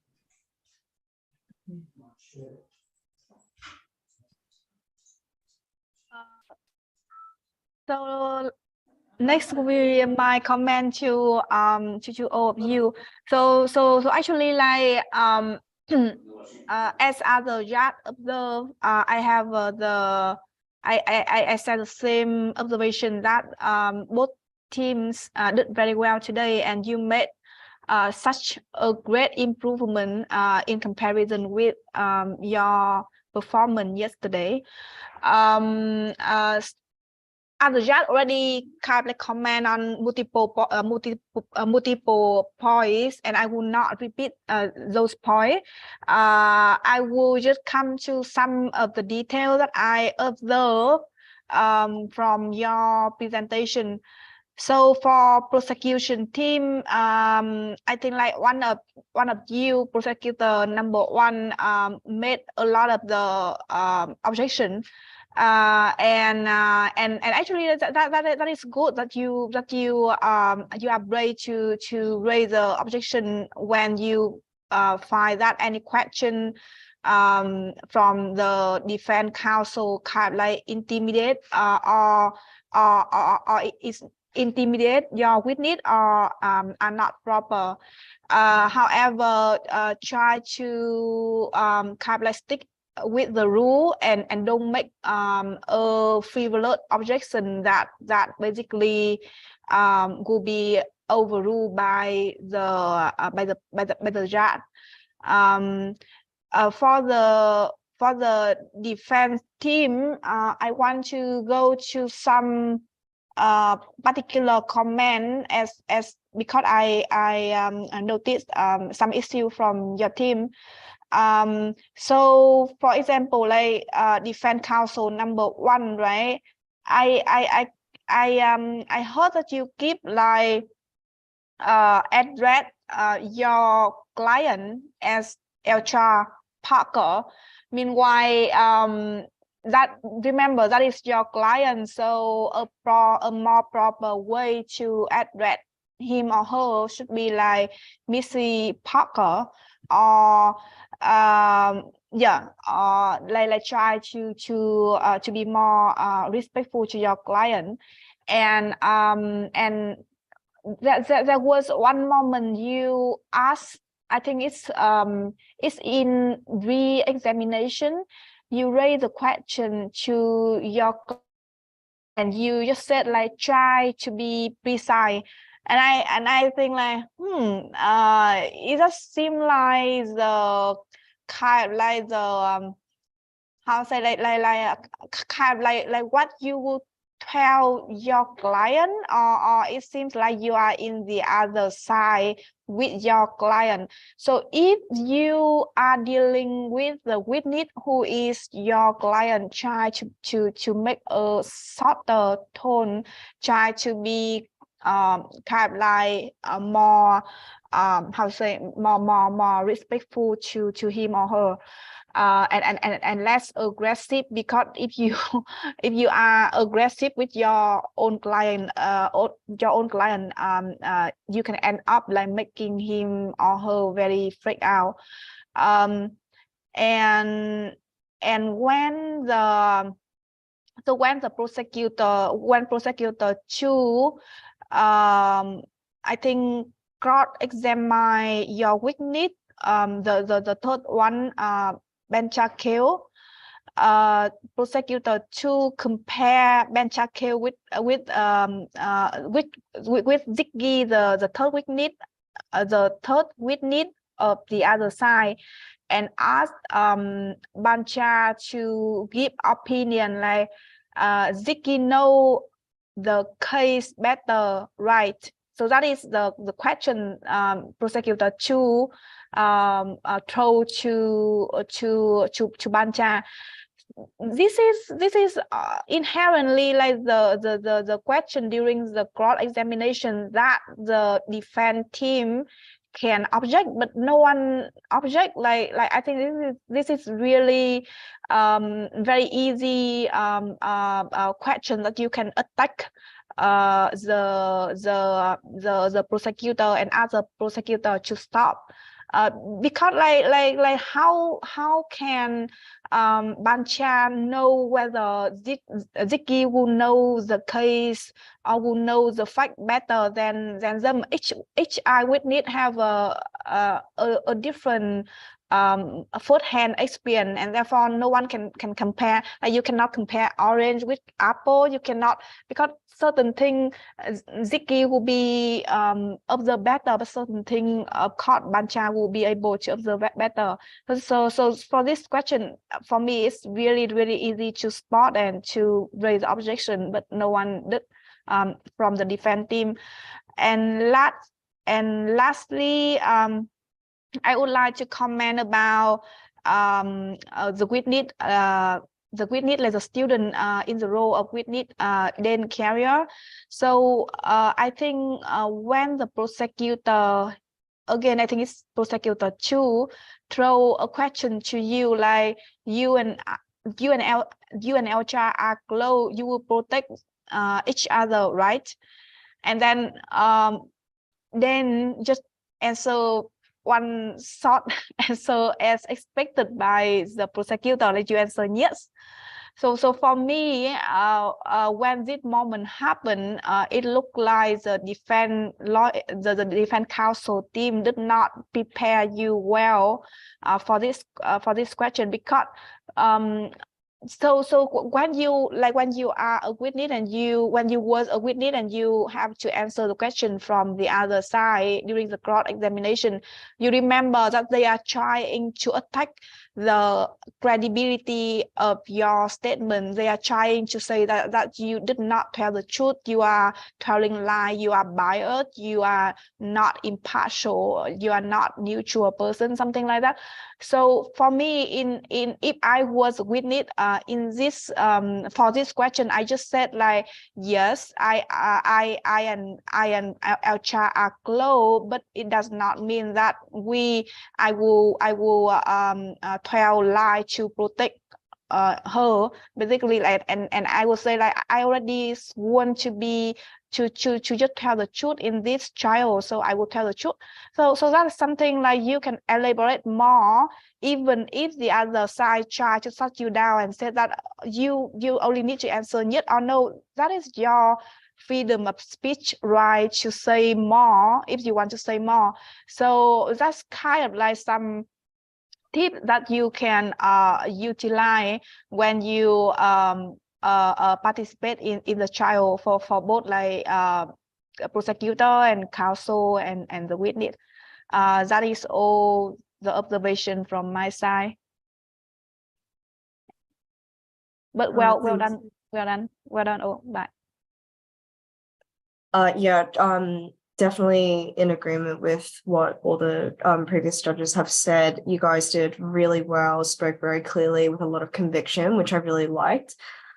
Just some feedback, maybe overall, I think it'd be really helpful for both the prosecution and the defense to focus on your message. So I think you should really focus on the facts and focus on the legal question to be tried in this evidence exclusionary hearing. It makes it a lot easier for judges to determine or make a discretionary judgment on your argument if that's really clearly set out. So particularly in the opening statements, I think the defense did really well in saying these are the reasons why we think that this evidence should be excluded. So I think that was really good. So if you guys focus more on the overall message and what you guys are trying to prove in this hearing, I think it would make your arguments, both closing and opening, a lot stronger and a lot more convincing.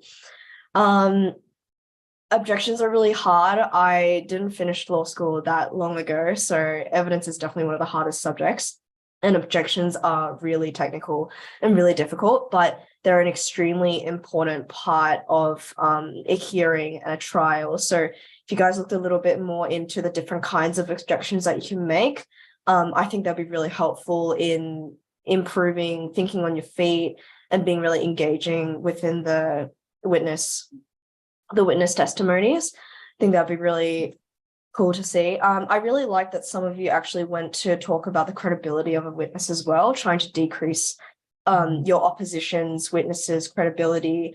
That's really helpful, and that's something that's really important when during these kinds of trials.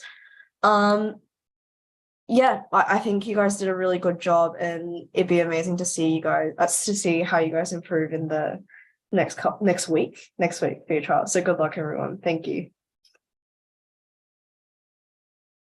Okay, so well done. And again, just to me, as I put in the chat, I've given pretty detailed notes. You can look at it now, or in a bit. And then, as I said, many of the judges will write up more feedback to give you a bit more details. So with that, again, well done. I think we want to now see the scores. Dio, are we ready for the scores? Okay, here we go. Let's see what the scores are.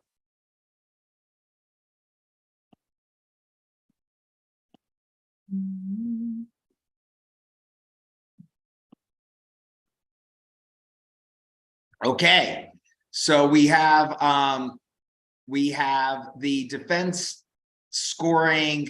More judges scored for the defense than the prosecution. I will tell you, if I was scoring it, I would have scored the higher for the prosecution, but maybe that's, but that's just me. But well done by everyone.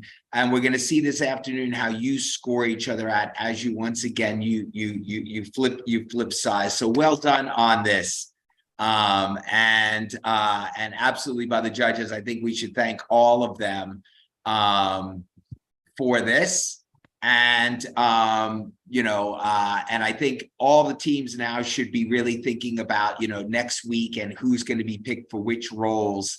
And I think we're going to see some of you could be doing multiple roles, which is great. So anything. So I think we want to thank the judges, everyone, for this. We're going to take a break for lunch, and then we're going to be coming back. And I think we have all the participant judges, and we have all the other participants ready to go. Is that right, everyone? Fantastic. So great. So for lunch, we could. It's up to you now, because everyone is. You all now are the participants. Do you want to have an hour for lunch? We could do an hour for lunch, and we come back at 2 p.m. Thailand, Laos, Vietnam, Indonesia, Jakarta time. Is that good for you all? Do you want an hour? We could do less if you need, but an hour is okay? Yes. Okay, let's take an hour, and then we'll come on back in, and we will go. And everybody, let's see this. Can we turn it around? We're going to turn it around. Fantastic, and so great. So thanks, everyone. Babsicle team, brilliant. And we'll see everybody in our judges. You're welcome to observe if you'd like to, but we understand everybody is so busy. Well done, everybody, again. Thank you. Thanks, everyone. Thank you. Everybody. Thanks, everyone.